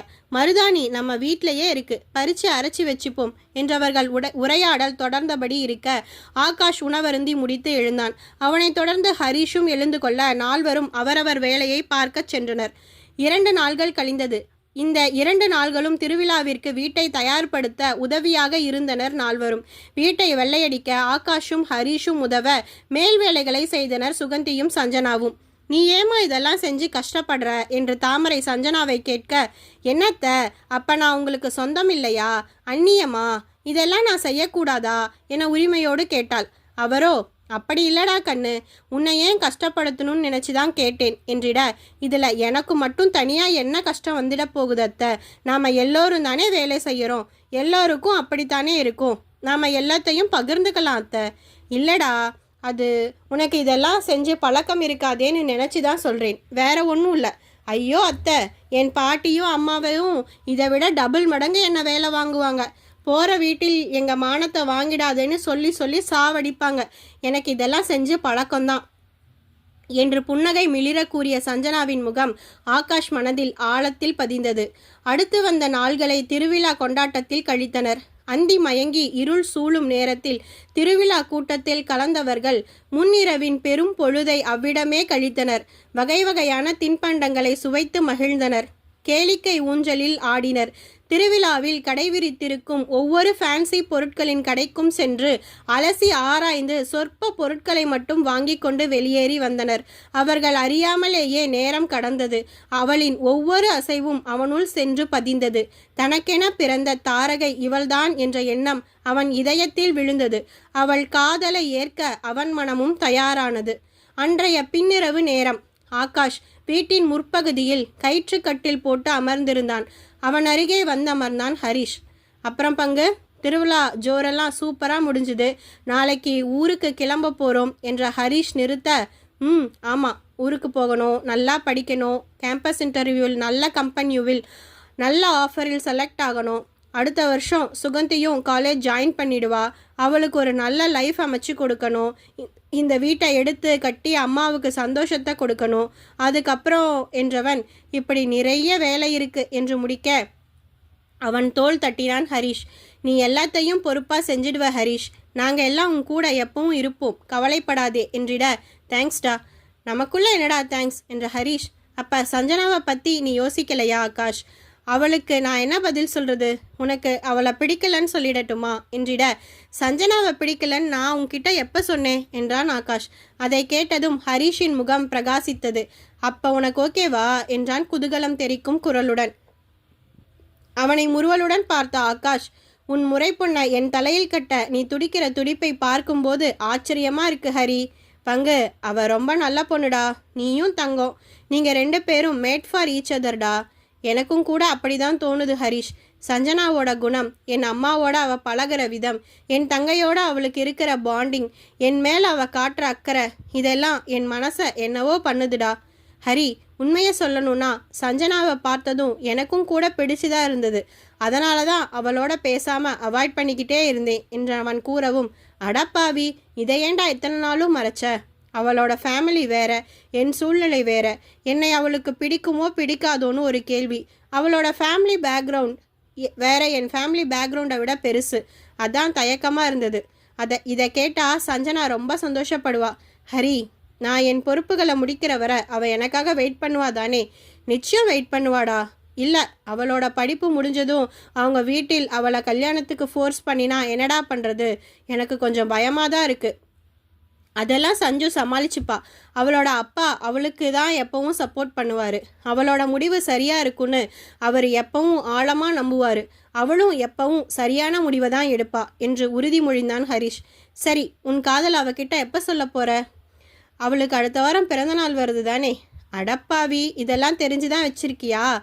நமக்கு ஒருத்தரை பிடிச்சிருந்தா அவங்கள பற்றி எப்படியும் தெரிஞ்சுப்போம் ஹரி. சரிதான். அப்போ அவளோட பர்த்டே அன்னைக்கு பிறந்தநாள் பரிசா உன் காதலை சர்ப்ரைஸ் பண்ண போறியா? சரி, அதுவரை அவகிட்ட உன் முடிவை பற்றி நான் எதுவும் சொல்லலை. தேங்க்ஸ்டா என்ற ஆகாஷ் ஹரிஷை ஆரத்தழுவ இருவரும் மகிழ்வுடன் பின் இரவு நேரத்தை கழித்தனர். மறுநாள் ஊர் திரும்பினர். ஆகாஷ் கூறியபடி சஞ்சனாவின் பிறந்த நாளில் தன் காதலை அவளிடம் கூறினான். அவளும் அகம் மகிழ்ந்து போனாள். அவன் காதலை ஏற்று தன் காதலை அவனுடன் முழுவதுமாக பகிர்ந்து ஆனந்தம் அடைந்தாள். அத்தியாயம் 8. நல்ல புரிதலுடனும் காதலுடனும் வருடங்களை கடத்தினர். ஆகாஷ் நல்ல நிறுவனத்தில் பணியமர்ந்தான். 2 வருடங்கள் ஓடியது. ஆகாஷின் தங்கை இளங்கலை பட்டம் பெற்றாள். சஞ்சனாவும் பொறியியல் பட்டம் பெற்று பணியமர்ந்தாள். சுகந்திக்கு வரன் பார்க்க தொடங்கலாம் என்ற முடிவுக்கு வந்தார் தாமரை. ஆனால் சுகந்தி ஓரிரு வருடங்களாவது பணியாற்ற விரும்புவதாக கூறி வரன் பார்க்கும் படலத்திற்கு தற்காலிக முற்றுப்புள்ளி வைக்க முயன்றாள். உனக்கு கல்யாணம் முடிச்சாதான் அவன் அடுத்த வேலையை பார்க்க முடியும் சுகந்தி. கல்யாணம் பண்ணிக்கிட்டு கூட வேலைக்கு போகலாம் இல்லை என்று தாமரை சுகந்தியின் ஆசைக்கு அணை போட முயன்றார். அம்மா, நானும் வேலைக்கு போனால் அண்ணனோட பாரத்தை நானும் ஷேர் பண்ணிக்குவேன் இல்லை? இந்த வீட்டை சீக்கிரம் எடுத்து கட்டிட்டா அண்ணனுக்கு உதவியாக இருக்கும்ல என்று சுகந்தி வாதாட, எதுக்கு பொம்பளை பிள்ளைய கட்டி கொடுக்காம வேலைக்கு அனுப்பி வைத்த கழுவுறோன்னு ஊர் பேசவா? என்னம்மா இப்படி பேசுகிற? அப்பா போனதுக்கப்புறம் எத்தனையோ கஷ்டத்தை அனுபவித்தோம். பொம்பளை புள்ள உனக்கு எதுக்கு படிப்புன்னு சொன்னாங்க, நீ அதை கேட்கல. ஆம்பளை புள்ள படித்தா போதாதா தாமரை? பொம்பளை புள்ளையையும் படிக்க வைக்கிறேன்னு சொல்லி ஏன் மேலே மேலே பாரத்தை ஏற்றிக்கிறேன்னு உன்னை இதே ஊர் கேட்டுச்சே. அப்பயே அமைதியாக இருந்த. என்னை ஏன் படிக்க வச்ச? என்னை படிக்க வச்சு ஆளாக்குன உன்னை உட்கார வச்சு பார்த்துக்கணுன்னு எனக்கு ஆசை இருக்கக்கூடாதா? படித்தா உன் வாழ்க்கை நல்லா இருக்குன்னு தான் உன்னை படிக்க வச்சேன். உன் அப்பா போனதுக்கப்புறம் படிப்பு இல்லாமல் நான் பட்ட கஷ்டத்தை நீ அனுபவிக்க கூடாதுன்னு நினச்சேன். நீ உன்னை நல்லபடியாக பார்த்துக்கோ. உன் எதிர்காலம் நல்லா இருக்கணும், அதுதான் என் ஆசை. நான் நல்லா இருப்பேம்மா. வேலைக்கு போனால் எனக்கு எக்ஸ்போஷர் கிடைக்கும். நல்லது கெட்டதை நானும் தெரிஞ்சுப்பேன். அது என் எதிர்காலத்துக்கு நல்லது தானே? அது ஏன் உனக்கு புரிய மாட்டேங்குது? சுகந்தி, அம்மா என்று அழைத்து இருவரின் வாதத்திற்கும் முற்றுப்புள்ளி வைத்தான் ஆகாஷ். சுகந்தி சொல்கிறதும் சரிதானேம்மா. அவள் வேலைக்கு போனால் அவளோட எதிர்காலத்துக்கு நல்லது தான். அதே நேரம் நாமளும் வரன் பார்க்க ஆரம்பிச்சிடலாம். இப்போ பார்க்க ஆரம்பித்தா உடனேவா முடிவு பண்ணிட போகிறோம்? நல்லா வரன் அமையணும். அது சுகந்திக்கும் எனக்கும் உனக்கும் பிடிச்ச வரனாக இருக்கணும். அவங்களுக்கு நம்ம பிடிக்கணும். எல்லாம் கூடி வரணும்னா கொஞ்ச காலம் ஆகும் தானே? அதுவரை அவள் வேலைக்கு போகட்டுமே என்று தங்கையின் ஆசைக்கும் தாயாரின் ஆசைக்கும் பாலம் அமைத்து பிரச்சனையை தீர்த்தான் ஆகாஷ். இளங்கலை கணினி அறிவியல் படித்திருந்த சுகந்தி ஆகாஷ் பணிபுரிந்து கொண்டிருக்கும் நிறுவனத்திலேயே பணியமர்ந்தாள். ஆகாஷ் நண்பர்களுடன் தங்கியிருக்க சுகந்தி பெண்கள் விடுதியில் தங்கிக் கொண்டாள். ஒரு நாள் மாலை வேளை சுகந்தியுடன் பணிபுரியும் தோழிகளுடன் காஃபி ஷாப் சென்றிருக்க அங்கே ஆகாஷையும் சஞ்சனாவையும் பார்த்துவிட்டாள். பிரதர் என்றவள் குரல் கேட்டு திடுக்கிட்டு திரும்பினான் ஆகாஷ். என்ன நடக்குது இங்க என்றபடியே சுகந்தி இருவருக்கும் இடையே இருந்த நாற்காலியில் அமர ஆகாஷ் அவளை திகிலுடன் பார்த்து வைத்தான். சஞ்சனாவோ, ஹாய் சுகா, எப்படி இருக்க? நீயும் சார் வேலை பார்க்குற அதே கம்பெனியில் தான் வேலை பார்க்குறேன்னு கேள்விப்பட்டேன். என்ன, உன் இஷ்டத்துக்கு சம்மதிக்கிற மாதிரி சம்மதிச்சு உன்னை தன்னோட கண்காணிப்பிலேயே வச்சிருக்காரா உன் பிரதர் என்றால் கிண்டல் செய்யும் துணியில். எங்கள் வீட்டில் நடக்கிற எல்லாமே உங்களுக்கு அப்டேட்டடாக தெரியும் போலையே. அப்போ இது எதேச்சையான சந்திப்பா? நிச்சயம் இருக்க முடியாது என்றவள் தன் சகோதரனை குறுகுருவென பார்க்க அவனிடம் அமைதி மட்டுமே பதிலாக கிடைத்தது. என்ன பிரதர், மௌன விரதம் இருக்கியா? ஆனால் கொஞ்ச நேரத்துக்கு முன்னாடி காரசாரமாக நீ பேசுகிற மாதிரி ஏதோ கேட்டுச்சு. ஒருவேளை என் காதுக்கு தான் ஏதோ ஆகிடுச்சு போல என்று சுகந்தி விடாமல் அவனை குடைய, உன் பிரதர் என் மேலே செம்ம கோவத்தில் இருக்காரு சுகா. உன் மேலையா? வை கோபம்? அது ஒரு புது ப்ராஜெக்ட். என் கம்பெனியில் என்னை வெளிநாட்டுக்கு கடத்த பார்க்குறாங்க. நான் வர முடியாது, வரமாட்டேன்னு அடம் பிடிக்கிறேன். அதை அந்த குரங்கு ஹரீஷ் உன் பிரதர் கிட்ட போட்டு கொடுத்துருச்சு. அதான் ஏன் போக மாட்டேங்கிறேன்னு கேட்டு சாவடிக்கிறாரு. இவர் கத்தின கத்துக்கு என் காதே அந்து போச்சு தெரியுமா? ஓ, என் பிரதர் உன் ஃப்யூச்சர் மேலே எத்தனை அக்கறை இருக்கு பாரு. Not bad. ஆமாம், நீ ஏன் வெளிநாட்டுக்கு போக மாட்டேன்னு அடம் பிடிக்கிற? ஒரே நாட்டில் பக்கத்து ஸ்டேட்டில் இருக்கும்போதே மாதம் ஒரு தடவை தான் உங்கள் பிரதரோட திருமுகத்தை நேரில் பார்க்க முடியுது. இதில் வெளிநாடு போயிட்டா விளங்கிடும். என்ன ஒரே அடியா? அங்கேயேவா இருந்துட போற என்றான் ஆகாஷ் கோபத்துடன். ஐயோ, என் பிரதருக்கு கோபமெல்லாம் வருதே என்றாள் சுகந்தி கேலி செய்யும் தொனியில். அவளை அவன் முறைக்க அவளோ அசட்டையாக, ஆமா, நீ எதுக்கு என் பிரதரை மாதம் ஒரு தடவை பார்க்கணும் என்றிட, சஞ்சனா நாணம் கொண்டு நாணுபவள் போன்று தலையை லேசாக கவிழ்த்து விரல்களை ஒன்றுடன் ஒன்று பிணைந்து பாவனை செய்தாள். அதை கண்ட சுகந்தி, ஐயோ சஞ்சு, வெக்கப்படுறியா? சகிக்கலடி என்றாள் குறும்புடன். 2 பேரும் என்ன கலாட்டா பண்ணுறீங்களா என்ற ஆகாஷ், இவளோட நீ பேசிக்கிட்டு தானே இருக்க. உன்னை வேலைக்கு போக சொல்லி தூண்டி விட்டது இவ தானே. நீ பேசின டயலாக் எல்லாம் இவ எழுதி கொடுத்தது தானே. எங்கள் விஷயம் கூட உனக்கு தெரியும்னு எனக்கு தெரியும். இப்போ கூட இவ கூப்பிட்டு தான் நீ இங்கே வந்திருப்ப என்றவன் நாற்காலியில் நன்றாக சாய்ந்து அமர்ந்து இருவரையும் ஆழம் பார்த்தான். இருவரும் ஒருவரை ஒருவர் பார்த்து கொண்டே, இதெல்லாம் உனக்கு எப்படி தெரியும் என்று ஏக குரலில் கேட்க, இதுக்கு முன்னாடி தெரியாது, இப்போ தெரிஞ்சிடுச்சு என்றான் கூலாக. பிரதர் போட்டு வாங்கிட்டியா? ஓ காட், சரியான கேடிடானி என்றாள் சஞ்சனா. எப்படியோ என் தங்கைக்கு என் காதல் விஷயம் தெரிஞ்சிருக்கிறது எனக்கு பெனிஃபிட் தான். நானா போய் இவளை ஃபோர்ஸ் பண்ணி கல்யாணம் அப்படிங்கிற சாகரத்தில் தள்ள வேண்டியதில்லை பாரு. அண்ணன் கல்யாணத்துக்கு இடைஞ்சலாக இருக்கக்கூடாதுன்னு இவளாவே சீக்கிரம் கல்யாணத்துக்கு சம்மதிச்சிடுவா என்று ஆகாஷ் முறுவலுடன் கூறவும் இருவரும் பேய்மொழி முழித்தனர். அண்ணா, இப்போவே கல்யாணம் வேணாண்ணா, எனக்கு கொஞ்ச காலமாவது சுதந்திரமாக இருக்கணும், ஆசையாக இருக்குது, ப்ளீஸ்ண்ணா என்றாள் சுகந்தி கெஞ்சலுடன். அப்போனா இவளை ஃபாரின் கிளம்பி போக சொல்லு. அப்போ தான் இவளோட வீட்டில் இன்னும் கொஞ்சம் நாளைக்கு கல்யாண பேச்சை தள்ளி போடுவாங்க. அதுக்குள்ளே நம்ம வீட்டை கட்டிடலாம். கூடவே உனக்கு நல்ல மாப்பிள்ளையா, உன் ஆசைகளை கனவுகளை புரிஞ்சிக்கிற மாப்பிள்ளையா பார்க்க முடியும். நீயும் சந்தோஷமாக இருக்கலாம், நாங்களும் சந்தோஷமாக இருக்கலாம். இப்போ இவ ஊருக்கு போக மாட்டேன்னு சொன்னால் இவளோட வீட்டில் சீக்கிரம் மாப்பிள்ளை பார்க்க ஆரம்பிச்சிடுவாங்க. அப்புறம் நானும் உனக்கு ஏதோ ஒரு வரனை பார்த்து முடிச்சு விட்டுட்டு இவளை ரெஜிஸ்டர் மேரேஜ் பண்ணிக்குவேன். அப்புறம் 3 பேர் வாழ்க்கையோட போராடி ஜெயிக்க முயற்சி பண்ணலாம் என்றவன் கூறவும் அவன் ஆர்டர் செய்திருந்த கேப்பச்சினோ வரவும் சரியாக இருந்தது. அதை எடுத்து பருகியபடியே இருவரையும் குறைபார்வை பார்த்திருந்தான் ஆகாஷ்.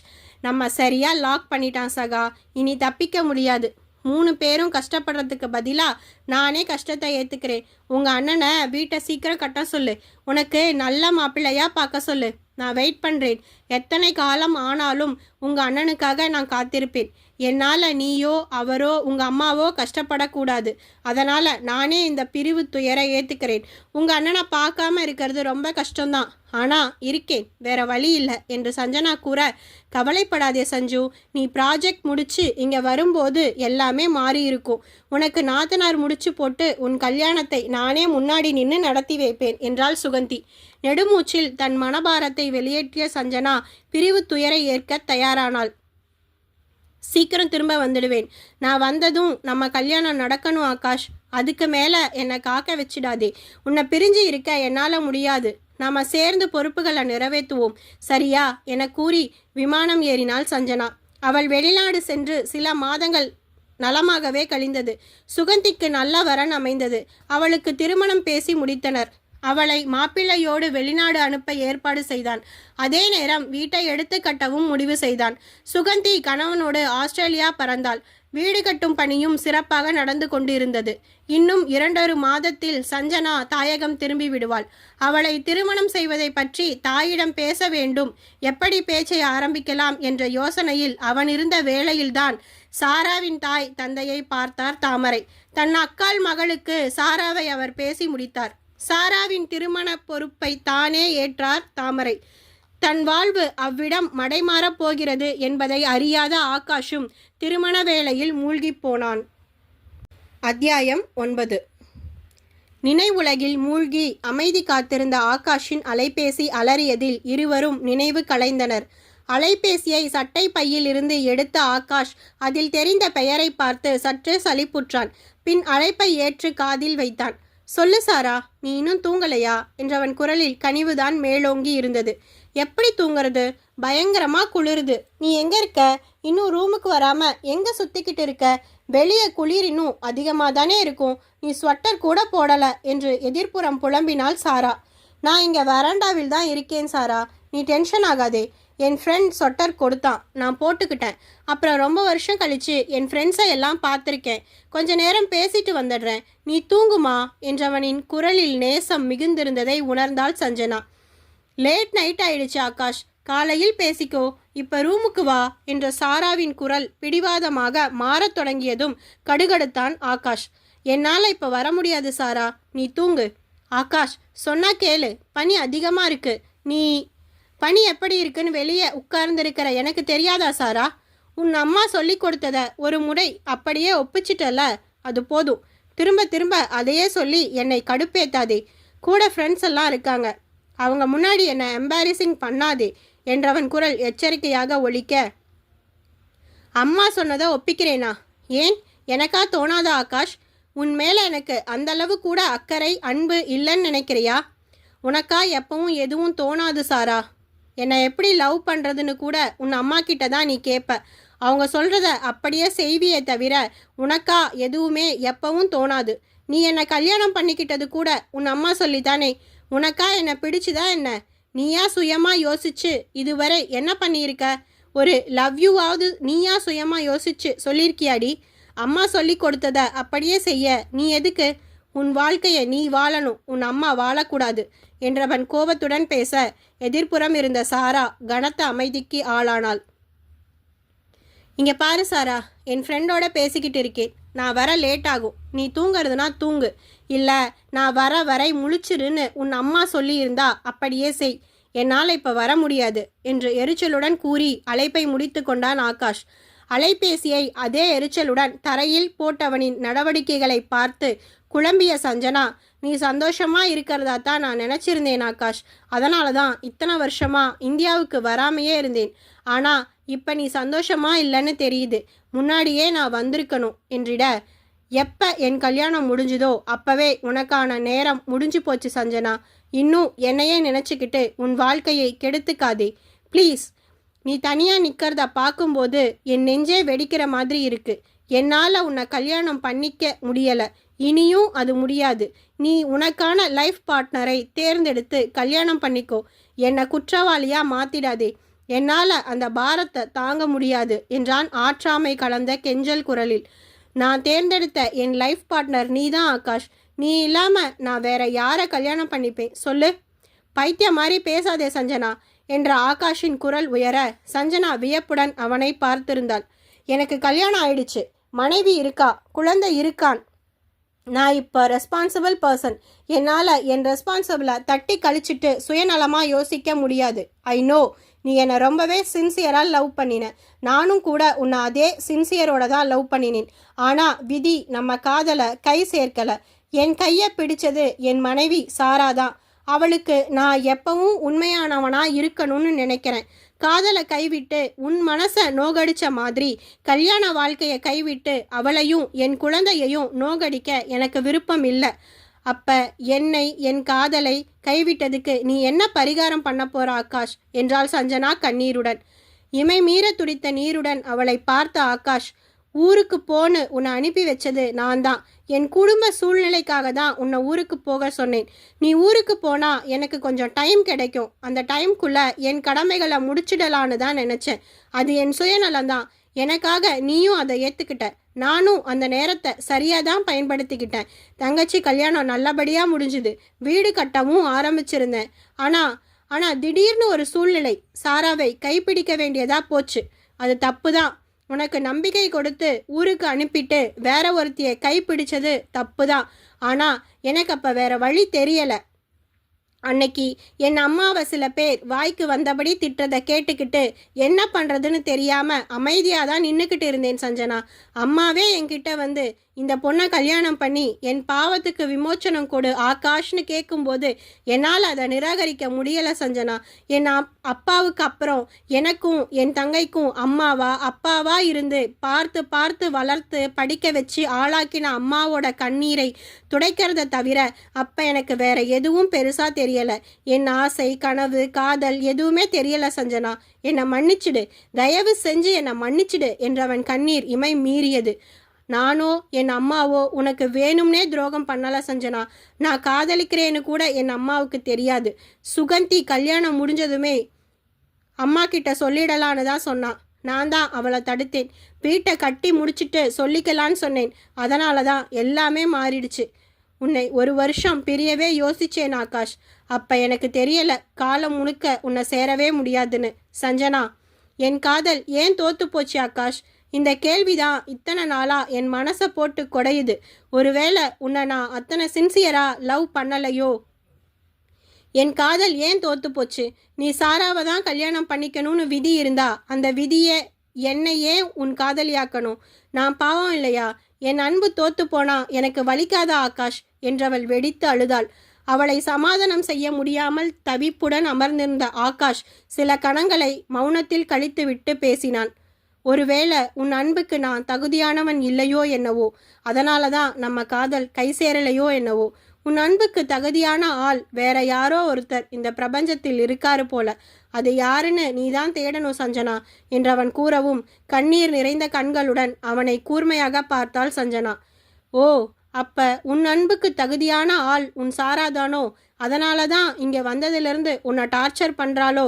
இந்த டார்ச்சர் தான் உன் அன்புக்கு கிடைக்கிற பரிசா ஆகாஷ்? அதை சந்தோஷமாக ஏற்றுக்கிட்டியோ?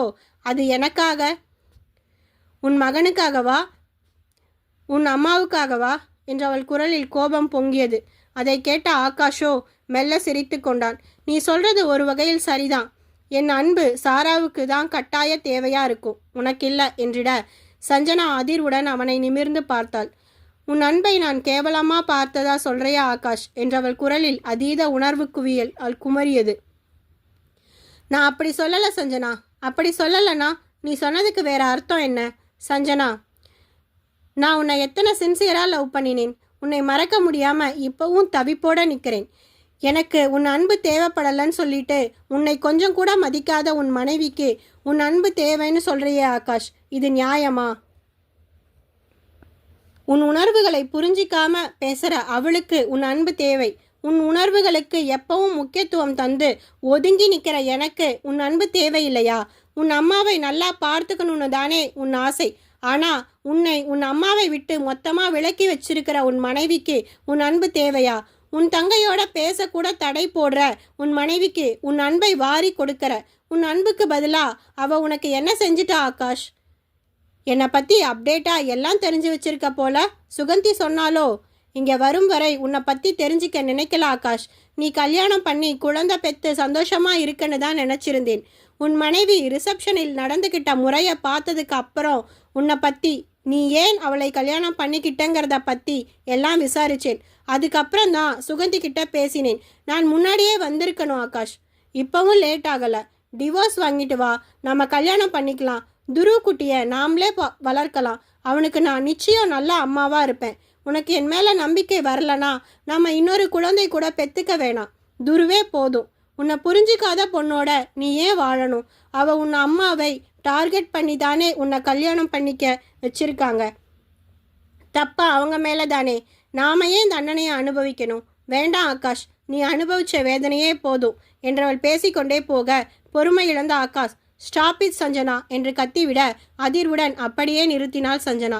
சற்று தொலைவில் இருந்து அவர்கள் பேசியதை எல்லாம் கேட்டுக்கொண்டிருந்த சாராவும் ஸ்தம்பித்து நின்றிருந்தாள். அத்தியாயம் 10.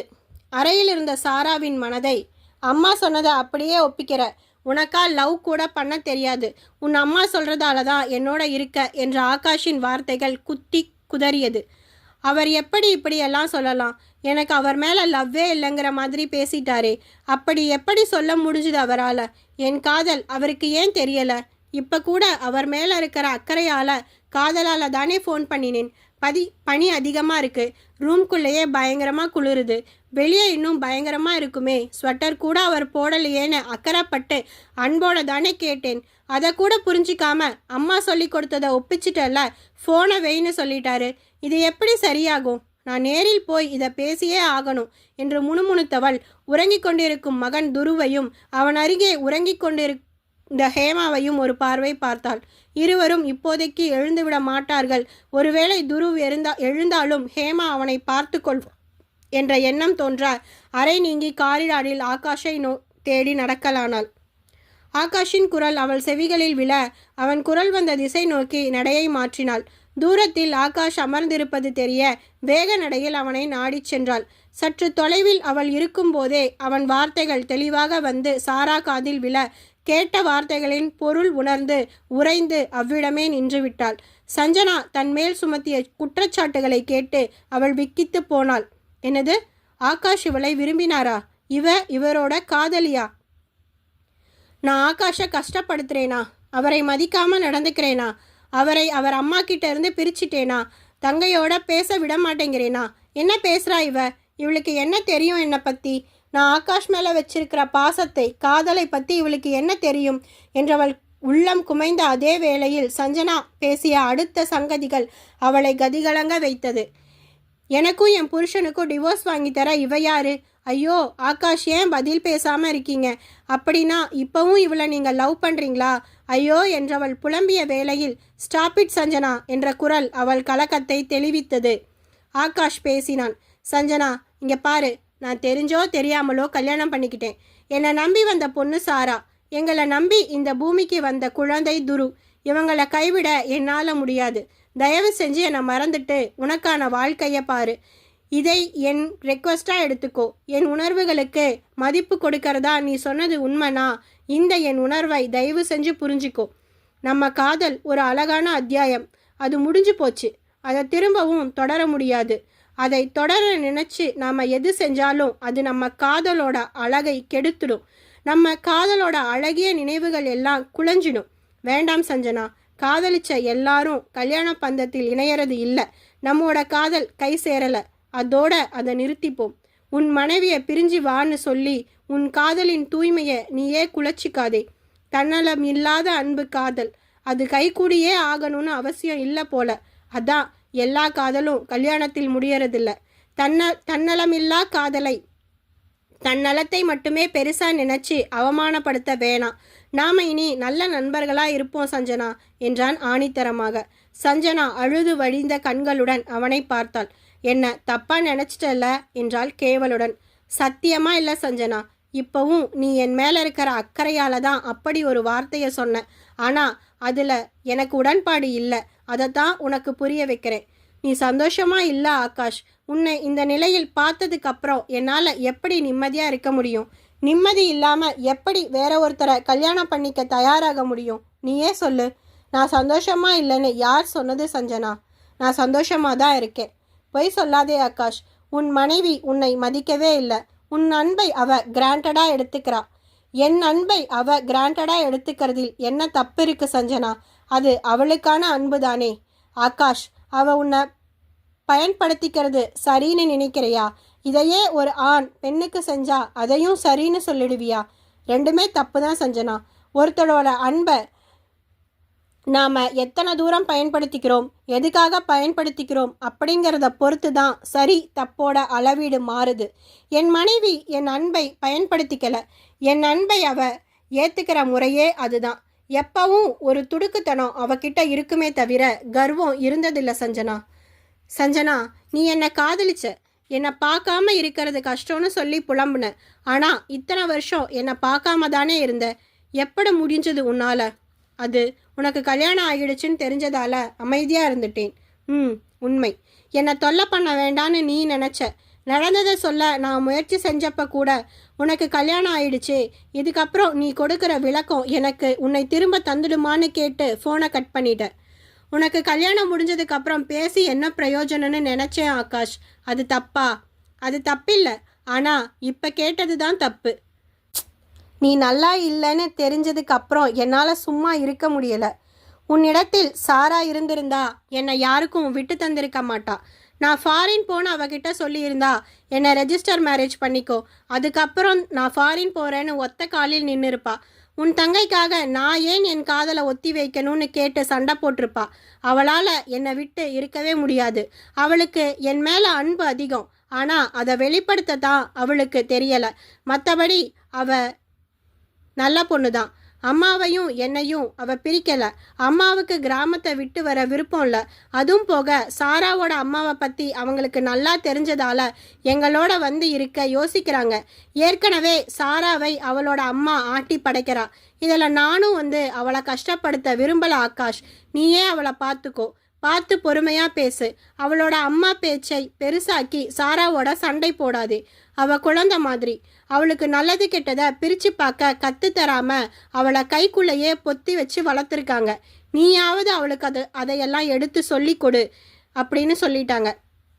அந்த சமயம் சுகந்தி வேற ப்ரெக்னெண்ட்டாக இருக்கான்னு குட் நியூஸ் வந்தது. அதனால் அவளை பார்த்துக்க அங்கே போயிட்டாங்க. சுகந்தியோட சாராவுக்கு எந்த பிரச்சனையும் இல்லை. அவள் தான் உனக்கு கொடுத்த ப்ராமிஸை காப்பாற்ற முடியலையேன்னு நினச்சி வருத்தத்தில் இருக்கா. சாராவோட அம்மா மேலே அவளுக்கு அதீத கோபம். அந்த கோபத்தை சாரா மேலே காட்டுறா. அவளை சொல்லியும் தப்பில்லை. சூழ்நிலை அப்படிதானே அமைஞ்சிடுச்சு. அப்போ நீ சாராவை உன் மனசார ஏற்றுக்கிட்டியா ஆகாஷ்? ஆமாம் சஞ்சனா, சாராவை மனசார என் மனைவியாக ஏற்றுக்கிட்டேன். அதுக்கு சாட்சி தான் துரு. எங்கள் அன்போட அடையாளம் அவன் என்று ஆகாஷ் கூற அவனையே ஆழப்பார்வை பார்த்திருந்தாள் சஞ்சனா. நான் பொய் சொல்லலை சஞ்சனா. நீ உனக்கான லைஃப் பார்ட்னரை தேடு சஞ்சனா. தனியாகவே வாழ்ந்துடலான்னு முடிவு பண்ணி என்னை கொல்லாதே. உன் காதலை மதிக்காத என்னை நீ நினச்சிக்கிட்டு வாழ்றதில் எந்த பிரயோஜனமும் இல்லை என்றவன் கூற அவள் நெடுமூச்சில் மனபாரம் வெளியேற்றினாள். அவனோ தொடர்ந்தான்.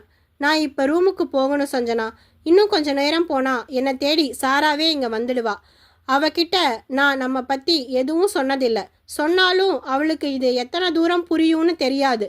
அதனால் உன்னை என் காலேஜ் மேட்னு சொல்லியிருக்கேன். நீயும் அதையே மெயின்டைன் பண்ணு. சீக்கிரம் கல்யாணம் பண்ணிக்கோ. உன் கல்யாணத்துக்கு என்னை இன்வைட் பண்ண மறக்காத. நான் கட்டாயம் உன் கல்யாணத்துக்கு வருவேன். உன் அன்புக்கு தகுதியான நபரை நானும் பார்க்கணுன்னு ஆசைப்படுறேன். சரியா என்றவன் எழுந்து நின்றான். அவனை தவிப்புடன் பார்த்தாள் சஞ்சனா. சீக்கிரம் கல்யாண சாப்பாடு போடு சஞ்சு என்று உரிமையோடு கூறியவன் காரிடாரில் நடக்க திரும்பினான். Wish you happy married life Akash. உன் மனைவி குழந்தையோட நீயும் சந்தோஷமாக இருக்கணும்னு நான் மனசார வாழ்த்துறேன் என்றாள் சஞ்சனா கலங்கிய குரலை திடப்படுத்தி. நின்று அவளை நன்றியோடு பார்த்த ஆகாஷ், என் துரோகத்தை மன்னிச்சதுக்கு ரொம்ப நன்றி சஞ்சனா என்ற அவன் குரல் கமறியது. அவ்விடம் சில கணங்கள் அமைதி நிலவியது. பின் சஞ்சனாவும் எழுந்து நின்றாள். இருவரும் காரிடாரில் நடக்கலாகினர். அத்தியாயம் 11. பனிக்காற்று சில்லென வீச சாராவின் தேகம் அதில் நடுங்கத் தொடங்கியது. நிற்க முடியாமல் தடுமாறியவள் கைப்பிடி சுவரை பிடித்தபடியே தரையில் அமர்ந்தாள். ஆகாஷ் கூறிய அனைத்தும் அவள் மனதை தாக்கி திணற வைத்தது. கண்கள் கலகலவென கலங்கியது. உதடுகள் துடிக்க உள்ளம் விசும்பத் தொடங்கியது. சஞ்சனாவுடன் நடந்து வந்து கொண்டிருந்த ஆகாஷ் தரையில் அமர்ந்திருந்த சாராவை கண்டு அதிர்ந்தான். சாரா, நீ இங்க என்ன பண்ற என்று திணறிய கேள்வியுடன் அவளை நெருங்கி அவள் அருகே மண்டியிட்டு அமர்ந்தான். அவன் வரவை உணர்ந்த சாரா அவர்கள் பேசியதை மனதில் அசை போட்டபடியே அவனை பார்த்தாள். பின், அது உன்னை தேடித்தான் வந்தான் ஆகாஷ். குளிர் அதிகமாக இருந்ததால நடக்க முடியல, அதான் இங்கேயே உட்கார்ந்துட்டேன் என்றாள் நடுங்கும் குரலில். அவள் உடல்நிலையின் தன்மை உணர்ந்த ஆகாஷ், உன்னை யாரு வெளியே வர சொன்னா? உனக்கு தான் பனி ஒத்துக்காது இல்ல என்றவன் அவளை அணைத்தபடியே எழுப்பி நிற்க வைத்தான். அவன் மார்போடு முகம் புதைத்திருந்தவள், எனக்கு தான் பனி ஒத்துக்காதுன்னு உனக்கு தெரியும்ல, அப்புறம் ஏன் என்னை இங்கே கூட்டிட்டு வந்த என்றாள் கேள்வியுடன்.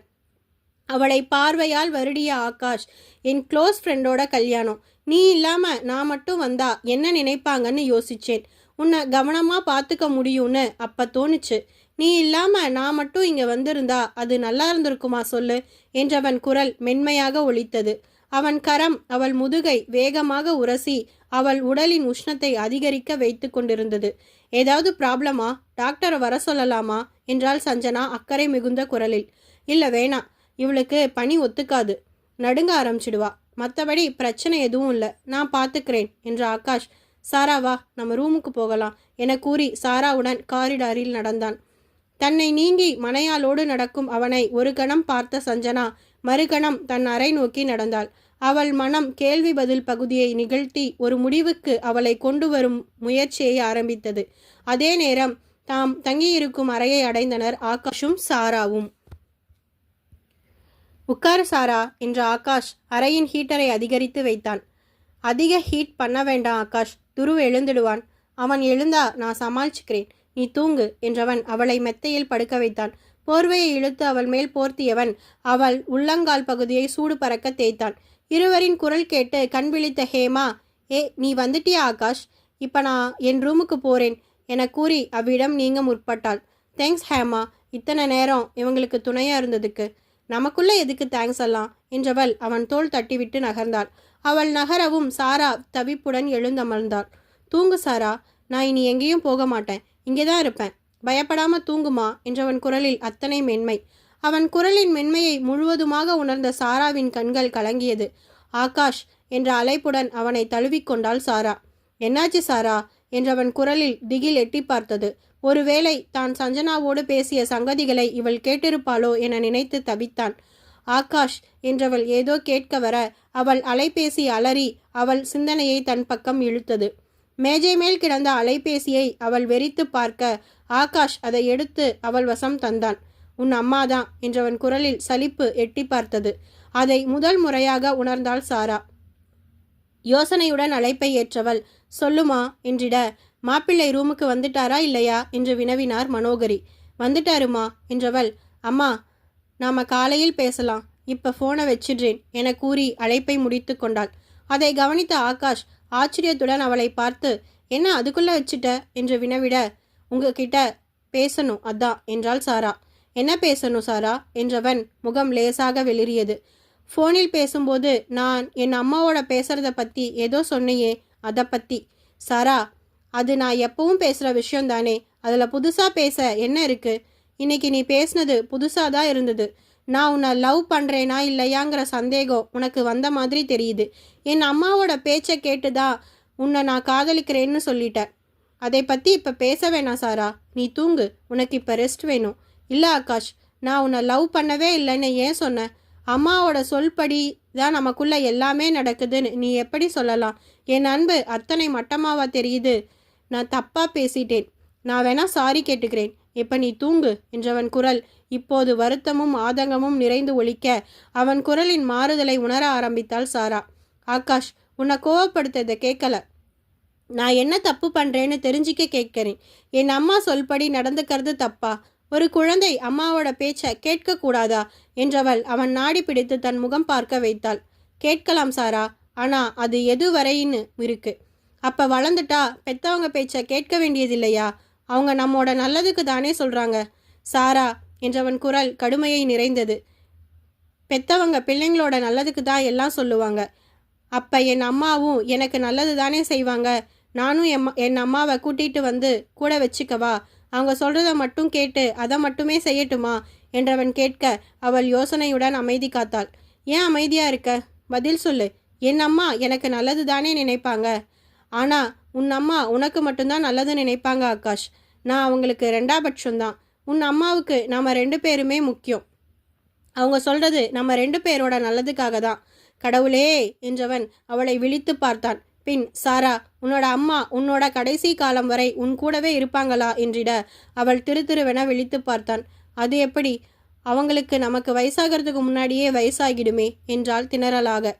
அப்போ உன் அம்மாவால் உன் கூட உன் கடைசி காலம் வரை வர முடியாது, அப்படித்தானே? இப்போ அவங்க சொல்கிற எல்லாத்தையும் அச்சு பிசங்காமல் செய்கிற உன்னால் அவங்க இல்லாத காலத்தில் அவங்களோட கைடன்ஸ் இல்லாமல் வாழ்ந்துட முடியுமா? 25 வயசாகுது உனக்கு. தனியாக கடை வீதிக்கு போய் உனக்கு பிடிச்ச மாதிரி ஏதாவது ஒரு பொருளை பார்த்து விலை பேசி நீயே சுயமாக முடிவெடுத்து அதை உன்னால் வாங்க முடியுமா சாரா? உனக்கு எது தேவை எது தேவையில்லைன்னு உனக்கு முதலில் தெரியுமா? நீ இந்த உலகத்தில் இன்னும் உன் அம்மாவோட கண் விழியாக தான் பார்த்துக்கிட்டு இருக்க சாரா. நீயா பார்க்க ஆரம்பிக்கல. உன் கண் வழியா இந்த உலகத்தை பாருன்னு தான் நான் சொல்கிறேன். அம்மாவோட கையை பிடிச்சிருக்கலாம், ஆனால் அம்மாவோட பார்வையில் மட்டுமே நீ இந்த உலகத்தை பார்த்தா உனக்குன்னு கடவுள் கொடுத்த கண்களுக்கு பயனே இருக்காது. அது மாதிரி தான் அவங்களோட அனுபவங்களை நாம் கேட்டுக்கலாம். முக்கிய முடிவுகள் எடுக்கும்போது அவங்கள கலந்துக்கலாம். ஆனால் எடுக்கிற முடிவு நம்மோடத தான் இருக்கணும் என்றவன் சோர்வுடன் மெத்தையில் சரிந்தான். சில கணங்களை சிந்தனையில் கழித்த சாரா, அப்போ என்னை கல்யாணம் பண்ணிக்குங்கிற முடிவை நீங்கள் உங்கள் அம்மாவுக்காக எடுக்கலையா? அவங்க சொல்லித்தானே என் கழுத்தில் தாலி கட்டினீங்க. ஆமாம், என் அம்மா சொன்னதால தான் உன்னை கல்யாணம் பண்ணிக்கிட்டேன். என் வாழ்க்கையில் என் அம்மாவுக்காக நான் எடுத்த முடிவு அதுதான். நீங்கள் மட்டும் அம்மா பேச்சை கேட்டது தப்பில்லையா? தப்பு தான் சாரா. நான் கேட்டிருக்க கூடாது. அவங்க அழுதா என்ன, அவமானப்பட்டா என்னன்னு என் இஷ்டத்துக்கு இருந்திருக்கணும். அப்படி இருந்திருந்தா அவங்க எப்பவும் என் கூடவே இருந்திருப்பாங்க என்றவன் கோபத்துடன் கூறவும், அப்போ உங்களுக்கு என்ன பிடிக்கலையா? ஆமாம், பிடிக்கல ஆகாஷ். நானும் சஞ்சனாவும் பேசினதை நீ கேட்டுட்டேன்னு எனக்கு நல்லா புரியுது சாரா. அதையெல்லாம் போய் உன் அம்மா கிட்ட சொல்லு. அவங்க அடுத்து என்ன பண்ணுறதுன்னு யோசிச்சு உனக்கு ஐடியா கொடுப்பாங்க. அதுபடி செய். மற்றபடி என் அறிவுரை, விளக்கம் இது எதுவும் உனக்கு தேவைப்படாது. இப்போ எனக்கு தூக்கம் வருது, நான் தூங்குறேன் என்றவன் உறங்கிக் கொண்டிருந்த துருவை அணைத்து கொண்டு உறங்கத் தொடங்கினான். விடுவதற்கு இன்னும் சில மணி நேரங்களே மிச்சம் இருந்தது. மிச்சமிருந்த நேரத்தை சாரா உறக்கமில்லாத சிந்தனையில் கழித்தாள். அவளைப் போலவே சஞ்சனாவும் எஞ்சிய நேரத்தை கழித்திருக்க விடியல் இருவருக்கும் ஒரு தெளிவை தந்தது. தெளிந்த மனதுடன் படுக்கையை விட்டு எழுந்தவர்கள் தம் தம் அறையில் குளியலறையில் நுழைந்தனர். சஞ்சனா குளித்து உடை மாற்றி மணமகள் நித்யாவின் அறைக்கு சென்றாள். இங்கே சாராவோ நள்ளிரவில் தன் தந்தை மூலம் அறைக்கு வந்து சேர்ந்திருந்த தனது உடைமைகள் அடங்கிய பெட்டியை திறந்தாள். ரிசப்ஷனுக்கு எந்த நிறத்தில் எந்த வகையான சேலை அணிய வேண்டும், முகூர்த்தத்திற்கு எந்த நிறம், முகூர்த்தம் முடிந்ததும் மாற்றி உடுத்த வேண்டிய சேலை என்று அவள் அன்னை பட்டியலிட்டு கொடுத்திருந்த சேலைகளும் உடைகளும் தான் அந்த பெட்டியில் நிறைந்திருந்தது. யோசனையுடன் அதை பார்த்திருந்தவள் கண்களுக்கு ஊருக்கு புறப்படுவதற்கு முந்தைய நாள் இரவு ஆகாஷ் புதிதாக வாங்கி வந்திருந்த புடவை வேண்டா வெறுப்பாக எடுத்து பெட்டியில் போட்டது தெரிந்தது. அதை அப்போது பிரித்து கூட பார்க்கவில்லை சாரா. அன்று நடந்த வாக்குவாதம் நினைவுக்கு வந்து போனது. எல்லாம் பக்காவா எடுத்து வச்சிட்டேன் ஆகாஷ். இப்போ இந்த சேலையை முகூர்த்தத்துக்கு கட்டிக்கோன்னு சொல்கிற, இது நியாயமே இல்லை. மேட்சிங் ப்ளவுஸ் இல்லாமல் எப்படி சேலையை கட்ட முடியும்? பாக்ஸை பிரித்து பாரு சாரா என்றவன் வார்த்தையை லட்சியம் செய்யாமல் அதை மெத்தையில் விட்டெறிந்தாள். அதில் கோபமுற்ற ஆகாஷ், இனிமே உனக்கு நான் ட்ரெஸ் வாங்கி வரமாட்டேன் சாரா என கூறி கோபத்துடன் அரை நீங்கவும் அவன் கோபத்தை தீர்க்க தற்காலிகமாக அதை பெட்டியில் எடுத்து வைத்து விடு என தாய் கூறிய அறிவுரையை ஏற்று அதை பெட்டியில் வைத்திருந்தாள். இப்போது அதை கையில் எடுத்தவள் அதை பிரித்து பார்க்க அவளுக்கு மிகவும் பிடித்த ஆரஞ்சு வண்ணத்தில் எளிமையான கோல்டன் ஜரி பார்டர் வைத்து உடலில் அங்கங்கே சின்ன சின்ன ஜரிகை புட்டாக்களுடன் அழகாகவும் எளிமையாகவும் உறுத்தல் இல்லாமலும் காட்சி தந்தது அழகிய பட்டுப்புடவை. அவளுக்கு அந்த சேலை மிகவும் பிடித்திருந்தது. எளிய ரக சேலையை உடுத்தவே அவள் மனம் நினைக்கும். என்றாலும் தாய் கூறுவதை கேட்டே பழக்கப்பட்டவள் அவர் பரிந்துரைக்கும் கனரக சேலைகளை வாங்கி உடுத்தி கொள்வதை வழக்கமாக்கி இருந்தாள். ஒருமுறை கடைக்கு ஆகாஷுடன் சென்றபோது அவள் இது பற்றி கூறியதை வைத்து அவளுக்கு பிடித்த வகையில் சேலை வாங்கி அதற்கு பொருத்தமாக மேட்சிங் பிளவுஸ் வரை தைத்து வைத்து கொண்டு வந்திருக்கிறான் என்பதை உணர்ந்து நெகிழ்ந்து போனாள் சாரா. அந்த சேலையை உடுத்தி தயாரானாள். அதே நேரம் உறக்கம் தெளிந்து எழுந்தான் ஆகாஷ். அவள் உடுத்தியிருந்த உடையை கண்டு திகைத்தாலும் அதை வெளிக்காட்டாமல் முகத்தை வெறுமையாக வைத்து கொண்டு குளியலறை நுழைந்தான் ஆகாஷ். அத்தியாயம் 12. 8 மணிக்கு மேல் முகூர்த்தம். அந்த ரெசார்ட்டில் அமைந்திருக்கும் பெரிய ஹாலில் முகூர்த்தம் நடக்க ஏற்பாடாகி இருந்தது. உறவுகள் அந்த கூடத்தை சூழ்ந்திருக்க, மணமேடையில் மணமக்கள் அமர்ந்திருக்க, அவர்களுக்கு முன் திருமண வேள்வியை வளர்த்து கொண்டிருந்தார் புரோகிதர். அவர் கூறுவதை அப்படியே செய்து கொண்டிருந்தனர் மணமக்கள். மேடைக்கு கீழே போடப்பட்டிருந்த நாற்காலியில் அமர்ந்திருந்தான் ஆகாஷ். அவன் மடியில் துரு, அவன் அருகே சாரா. அவ்வேளை சாரா என்ற அழைப்புடன் அவ்விடம் வந்து சேர்ந்தனர் மனோகரியும் விஷ்ணுவும். அம்மா, அப்பா என்றவள் ஆகாஷை பார்க்க அவனோ அவர்களை பார்த்து எப்போதும் போல சிறு முறுவலை உதிர்த்துவிட்டு அமைதியாக மணமேடையை பார்க்கலானான். மாப்பிள்ளை, துரு குட்டியை கொடுங்க, நான் வச்சிருக்கேன் என்று மனோகரி கேட்கவும் சட்டென குழந்தையை அவரிடம் தந்துவிட்டு தான் அமர்ந்திருந்த இடம் விட்டு எழுந்தான் ஆகாஷ். நான் மேடைக்கு போறேன் என்று பொதுவாக கூறிவிட்டு அவன் நகர சாரா முகம் வருத்தத்தில் சுருங்கியது. காலை எழுந்ததிலிருந்து ஆகாஷ் அவளிடம் சரியாக பேசவே இல்லை. கேட்ட கேள்விக்கு மட்டும் பதிலளித்து நகர்ந்து கொண்டே இருந்தான். இதில் சாரா மனம் மிகவும் வருந்தி போனது. அவன் பாராமுகமும் ஒட்டாத பேச்சும் தன்னை கஷ்டப்படுத்துவதை அவளால் நன்றாக உணர முடிந்தது. அவள் அந்த யோசனையில் இருக்க அதை கலைத்தது மனோகரியின் கேள்வி. சாரா, இதென்ன சேலை புதுசா இருக்கு? நான் உன்னை அடர் பச்சை நிறத்தில் பெரிய பார்டர் வச்ச சேலையை தானே எடுத்து வைக்க சொன்னேன். அது எனக்கு பிடிக்கலம்மா. எது பிடிக்கலையா? உனக்காக நான் கடைக்கடையாக ஏறி இறங்கி பார்த்து பார்த்து வாங்கிட்டு வந்தேன். பெரிய பார்டர் வச்சு உடல் முழுக்க ஜரிகையால் நெய்த சேலை அது. அது உனக்கு பிடிக்கலையா? ஆமாம், பிடிக்கல என்று அழுத்த கூறிய மகளை வினோதமாக பார்த்தார் மனோகரி. கல்யாணத்துக்கு வரும்போது எப்படி ட்ரெஸ் பண்ணணும்னு கூட உனக்கு தெரியல சாரா. இப்படி சிம்பிளாக ஒரு சின்ன பார்டர் வச்ச புடவையை கட்டிக்கிட்டு வந்து மற்றவங்க முன்னாடி மாப்பிள்ளையோட கௌரவத்தை ஏன் கெடுக்கிற? அவரை பற்றி மற்றவங்க என்ன நினைப்பாங்க? பொண்டாட்டிக்கு ஒரு நல்ல புடவை கூட வாங்கித்தர துப்பில்லாதவன் நினைக்க மாட்டாங்க? பேசாமல் போய் நான் எடுத்து கொடுத்த பச்சை கலர் புடவையை கட்டிக்கிட்டு வா. சாரிம்மா, என்னால் முடியாது. பெரிய பார்டர் உடல் முழுக்க ஜரிகை வச்ச அந்த புடவையை கட்டிக்கிட்டா எனக்கு அசௌகரியமாக இருக்குது. அதுவும் போக எனக்கு அந்த மாதிரி புடவை கட்ட பிடிக்கல. என்னை கம்பல் பண்ணாதே. மாப்பிள்ளை கௌரவத்தோட விளையாடாதே சாரா. நான் விளையாடலம்மா. இந்த புடவை அவர் ஆசையாக வாங்கிட்டு வந்தது தான். இதை நான் கட்டிக்கிட்டதால் அவரோட கௌரவம் குறைஞ்சு போயிடாது. மாறா அவர் வாங்கி கொடுத்ததை கட்டிக்கிட்டதை பார்த்து சந்தோஷப்படுவார். இதுவா அவர் வாங்கி வந்த புடவை? நல்லா தானே சம்பாதிக்கிறாரு. கல்யாணம் முடிஞ்சதுக்கு அப்புறம் இப்போ தான் அவராக உனக்கு ஒரு புடவை வாங்கி கொடுத்துருக்காரு. மற்ற நேரமெல்லாம் நாமளே தான் போய் வாங்கிப்போம். வாங்கிட்டு வந்தது தான் வந்தார். கொஞ்சம் கிராண்டாக வாங்கி கொடுத்துருக்கலாம் இல்லை? இத்தனை சிம்பிளாக சின்ன பார்டராக வச்சு ஜரிகையே கண்ணுக்கு தெரியலை. புடவை கலர் கூட நல்லா இல்லை. ஆரஞ்சு கலர் சாமியாருங்க போடுற மாதிரி இருக்குது. தான் சம்பாதிக்கிறத எல்லாம் அம்மாவுக்கும் தங்கச்சிக்குமே கொடுத்து அலறாரு. இதையெல்லாம் தடுக்கணும் சாரா. இல்லைனா நீயும் துருவும் உங்களுக்குன்னு ஒன்றும் இல்லாமல் தான் நிற்பீங்க என்று மனோகரி கூற விதிர்ப்புடன் திரும்பி அவரை பார்த்தாள் சாரா. அதுவரை அவரை பார்த்திருந்த பார்வை மாறிப்போனது அவளிடத்தில். நேற்று சஞ்சனா தன் மீது சாடிய குற்றச்சாட்டுகள் எல்லாம் நினைவுக்கு வந்து போக மனோகரியை வினோதமாக பார்த்தாள். ஏன் முகம் வெளிரிப்போச்சு? பயப்படாதே, அப்படியெல்லாம் நடக்க நான் விட்டுட மாட்டேன். ஊருக்கு போனதும் தாமரையை பிடிச்சு ஒரு உழுக்கு உலுக்கிடுறேன். பிள்ளைய வாழ விடாமல் எப்பவும் அவன் கையையே எதிர்பார்த்துக்கிட்டு நிற்கிறா. அதான் ஊரில் நிலம் வீடு வாடகை பணம் வருதில்ல. அப்புறம் மாப்பிள்ளை கையை எதிர்பார்க்காட்டி தான் என்ன அவளுக்கு? பேசிக்கிறேன் என்று மனோகரி கருவ, அம்மா இனி நீ என் குடும்ப விஷயத்தில் தலையிடாதே என்றாள் சாரா கணீர் குரலில். அதை கேட்டு மனோகரி மட்டுமல்ல, அதுவரை அமைதி காத்திருந்த விஷ்ணுவும் அதிர்ந்தார். என்ன பேசுகிற சாரா? என் குடும்ப விஷயத்தில் தலையிடாதேன்னு சொன்னேன். என் புருஷன், என் குடும்பம், என் மாமியார், என் நாத்தனார் இவங்களோட எனக்கு கருத்து வேறுபாடு இருந்தா அதை நானே பேசிக்கிறேன். நீ எனக்காக எதுவும் பேச வேண்டாம். உனக்கு என்ன தெரியும்? இதெல்லாம் கேட்கிற விதமாக கேட்கணும். நீ அமைதியாயிரு. எது? நான் அமைதியாக இருக்கணுமா? ஏன் இருக்கணும்? நீ பேசுறது என் வாழ்க்கையை பற்றி. அப்போ நான் ஏன் அமைதியாக இருக்கணும்? உன் வாழ்க்கையா? அதை அமைச்சு கொடுத்ததே நான் தான். இல்லை, இந்த வாழ்க்கை தாமரை அத்தையோட நல்ல மனசால எனக்கு கிடைச்சது. நீ எனக்கு அமைச்சு கொடுக்க நினைச்ச வாழ்க்கையை நீயே தான் கெடுத்து விட்ட.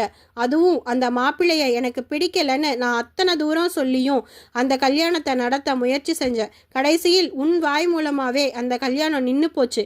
அந்த கல்யாணம் நின்னப்போ நான் நிஜமாவே ரொம்ப சந்தோஷப்பட்டேன். அந்த கல்யாணம் முடிவானப்போ எனக்கு வந்த பயம் இருக்கே, அதுக்கு முன்னாடி அப்படி ஒரு பயம் எனக்கு வந்ததே இல்லை.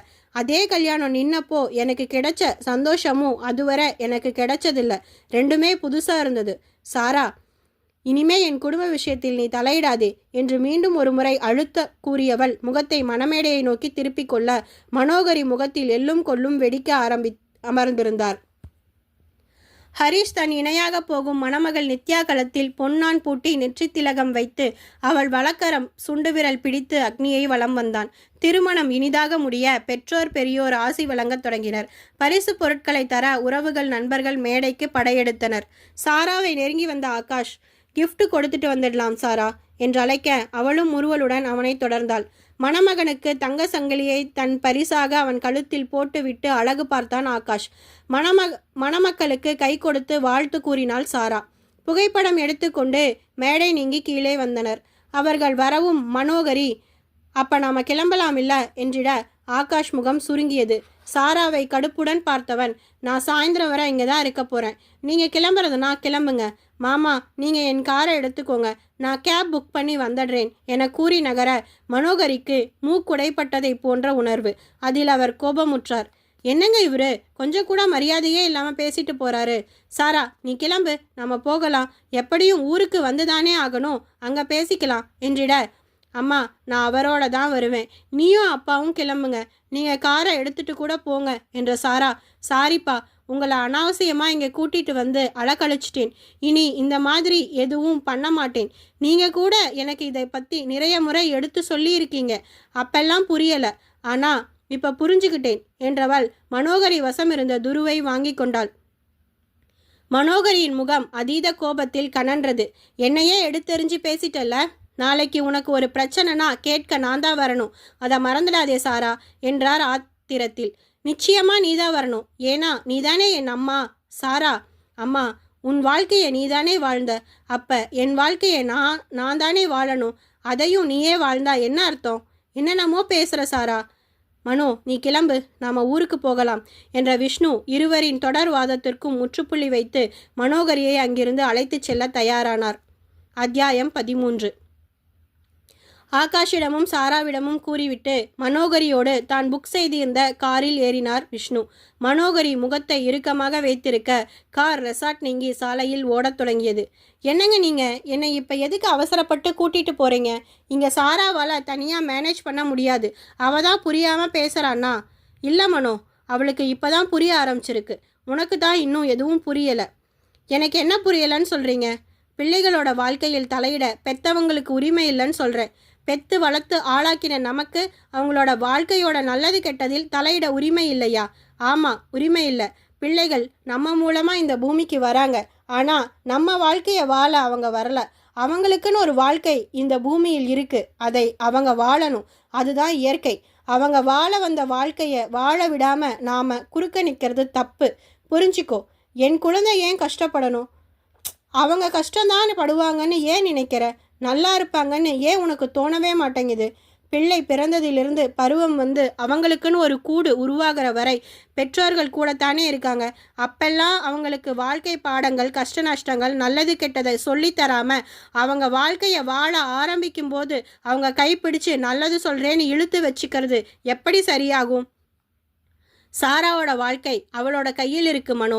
அவ கையை உன் கைக்குள்ள பிடிச்சு வச்சிருந்தா அவ எப்படி அந்த வாழ்க்கையை வாழ முடியும்? ஒரு அம்மாவா நீ உன் கடமையை செஞ்சுட்ட மனோ. சாராவுக்கு நல்ல உணவு, உடை, இருப்பிடம், படிப்பு, பாதுகாப்பு, அன்பு, பாசம் இதெல்லாம் கொடுத்து கண்ணுக்கு கண்ணா வளர்த்துட்ட. நல்ல பையனை மாப்பிள்ளையா தேர்ந்தெடுத்து அவளுக்கு வாழ்க்கை துணையா கொடுத்துருக்க. அந்த பையனோட வாழ வேண்டியது அவதானே. அவ இடத்தில் நீ இருக்கிறது எப்படி சரியாகும் மனோ? என்னங்க சொல்றீங்க? ஆமாம் மனோ, சாராவோட வீட்டை போய் பாரு. அது அவளுக்கு பிடிச்ச மாதிரி இருக்கா இல்லை உனக்கு பிடிச்ச மாதிரி இருக்கான்னு தெரியும். அவளை சுயமாக செயல்பட விடு மனோ. தப்பும் தவறுமா கூட அவள் குடும்பம் நடத்தட்டும். அப்போ தான் அவளுக்கும் குடும்பம்னா என்ன, வாழ்க்கைனா என்ன, கஷ்ட நஷ்டனா என்னன்னு தெரியும். எல்லா நேரமும் நாம் அவளோடவே இருக்க முடியாது என்று விஷ்ணு அதன் பிறகு அமைதியாகிவிட மனோகரி தீவிர சிந்தனையில் மூழ்கினார். 2 நாள்கள் கழித்து ஹரிஷின் திருமணத்தை முடித்து கொண்டு திரும்பியதிலிருந்தே ஆகாஷ் சாராவோடு சரியாக பேசாமலேயே இருந்தான். அது அவளுக்கு மன வருத்தத்தை தந்தது. அன்று காலை அலுவலகம் கிளம்பி கொண்டிருந்த ஆகாஷை தவிப்புடன் நெருங்கினாள் சாரா. ஆகாஷ், ஏன் என் கூட சரியா பேச மாட்டேங்கிறீங்க? அப்படியெல்லாம் ஒன்றும் இல்லை சாரா, ஆஃபீஸில் வேலை அதிகமாக இருக்கு. இல்லை, நீ என் மேலே கோவமாக தான் இருக்க. நான் இப்பெல்லாம் அம்மா கிட்ட எல்லாத்தையும் ஷேர் பண்ணிக்கிறது இல்லை ஆகாஷ். நீ என்ன சொல்ல வரேன்னு நான் புரிஞ்சிக்க ஆரம்பிச்சிருக்கேன். எப்போ இருந்து சாரா? நானும் சஞ்சனாவும் பேசினதை கேட்டதிலிருந்து தானே. நான் பேசினதை நீ உன் அம்மா கிட்ட சொல்லியிருப்ப. அவங்க கொஞ்ச நாளைக்கு என்கிட்ட பார்த்து நடந்துக்கோன்னு சொல்லியிருப்பாங்க. நீயும் உன் அம்மாவும் தேவையில்லாமல் பயப்பட வேண்டாம். சஞ்சனா என்னோட பாஸ்ட். அவளுக்காக உன்னை கைவிட்டிட மாட்டேன். அதை நான் அன்னைக்கே புரிஞ்சுக்கிட்டேன் ஆகாஷ் என்றவள் அவன் பின்னிருந்து அணைத்து முதுகில் முகம் புதைத்தாள். அன்னைக்கு நீங்கள் 2 பேரும் பேசினதை எல்லாம் கேட்டேன் ஆகாஷ். அப்பதான் என்னை நீ எந்தளவு புரிஞ்சு வச்சிருக்கேன்னு எனக்கு தெரிஞ்சுது. நான் என்ன தப்பு செஞ்சேன்னு சரியாக புரிஞ்சுக்க முடியலை. அதான் உன்கிட்ட அன்னைக்கு பேச முயற்சி செஞ்சேன்.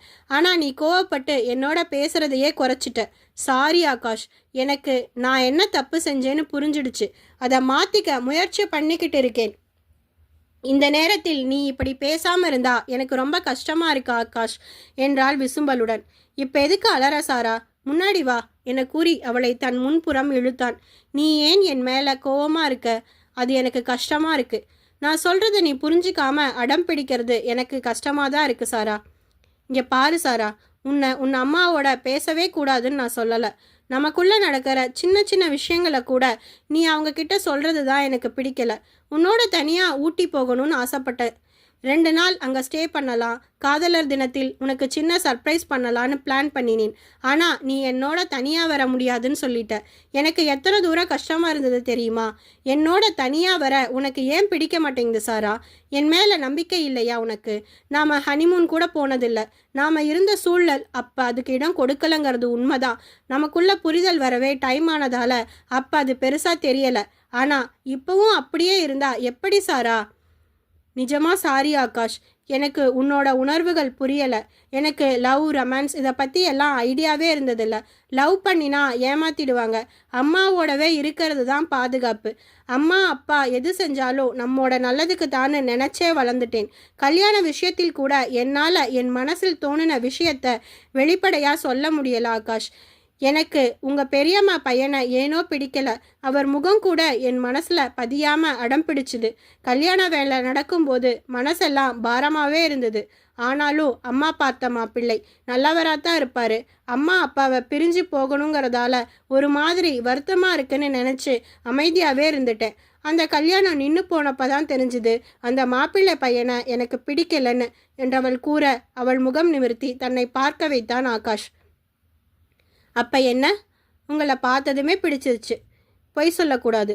நான் ஒன்றும் பொய் சொல்லலை என்றவள் முகத்தை பாவமாக வைத்து கொண்டு அவனை பார்க்க, நீ இருக்கியே இப்படி பாவமாக பார்த்து பார்த்தே என் மனசை கரைய வச்சிடுவ என கூறி அவளை இழுத்து தன் மார்போடு அணைத்து கொண்டான். அவளோ அவன் சட்டையை திருகியபடியே, அப்போ என்ன உங்களுக்கு பிடிக்கலையா என்றாள்.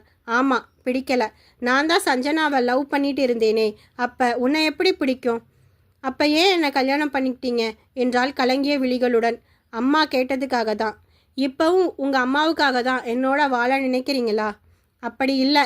ஆனால் நீ என்னை புரிஞ்சிக்காமல் இருக்கிறது எனக்கு ரொம்ப கஷ்டமாக இருக்குது. இனிமே புரிஞ்சுக்கிறேன் ஆகாஷ். நிஜமாக தான் சொல்கிறியா?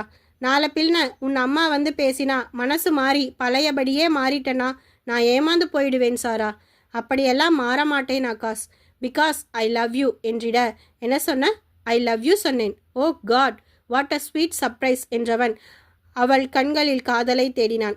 அவன் தேடாமலேயே அது அன்று அவனுக்கு கிடைத்து போக அவன் மனம் நிறைந்தது. அவள் கன்னம் பற்றியவன் அவள் இதழ்களில் தன் இதழ்களை ஒற்றி எடுத்தான். ஐ லவ் யூ டூ சாரா என்றவன் மொழியவும் சாரா அவனை இருக்க பற்றி கொண்டாள். இன்னைக்கு வேலண்டைன்ஸ் டே. நம்மோட காதலை நாம் தேடி கண்டெடுத்திருக்கோம். இந்த நாள் எனக்கு ரொம்ப ஸ்பெஷல் டே ஆயிடுச்சு. நாம் வெளியே போகலாமா? என்னை நம்பி என் கூட தனியாக வருவியா சாரா என்றவன் ஏக்கம் நிறைந்த குரலில் கேட்க, நீ எங்கே கூப்பிட்டாலோ உன்னோட சந்தோஷமாக வருவேன் ஆகாஷ் என்றாள் ஆனந்த கண்ணீருடன். அப்போ சீக்கிரம் ரெடி ஆயிடு, நம்ம வெளியே போகலாம். என்றவள் கூறவும் இருவரின் அலைபேசி அலறவும் சரியாக இருந்தது. இருவரும் ஒருவரை ஒருவர் பார்த்தபடி தம் தம் அலைபேசியை எடுத்து பார்க்க ஆகாஷ் சஞ்சனாவும் சாராவை மனோகரியும் அழைத்திருப்பது தெரிந்தது. சஞ்சனா என்று ஆகாஷும் அம்மா என்று சாராவும் கூறிக்கொண்டு அழைப்பை ஏற்று காதில் வைத்தனர். சொல்லு சஞ்சனா. நான் கல்யாணம் பண்ணிக்க ஓகே சொல்லிட்டேன் ஆகாஷ். That's great. என் துரோகத்தை மன்னிச்சதுக்கு ஒன்ஸ் அகைன் தேங்க்ஸ். நீ எதையும் வேணும்னு பண்ணலையே ஆகாஷ். அப்புறம் ஏன் அடிக்கடி தேங்க்ஸ் சாரி எல்லாம் சொல்கிற? நம்ம காதல் கை சேரலை, அவ்வளோதான். அதை அப்படியே விட்டுடுவோம். Let's be friends. நான் கல்யாணம் பண்ணிக்க முடிவு பண்ணிட்டேங்கிறத உனக்கு சொல்லணுன்னு தான் கூப்பிட்டேன். அப்புறம் நாம் அன்னைக்கு பேசினது உன் மனைவிக்கு அவங்க இப்போ ஓகே தானே? அவன் நல்லா இருக்கா. எங்களுக்குள்ள எந்த இஷ்யூவும் இல்லை. That's good. அப்போ நான் வச்சிடுறேன் ஆகாஷ். பை சஞ்சனா. பை என்றவள் அழைப்பை முடித்து கொண்டாள். அதே நேரம் சாராவிடம் அவள் அன்னை பேசியது.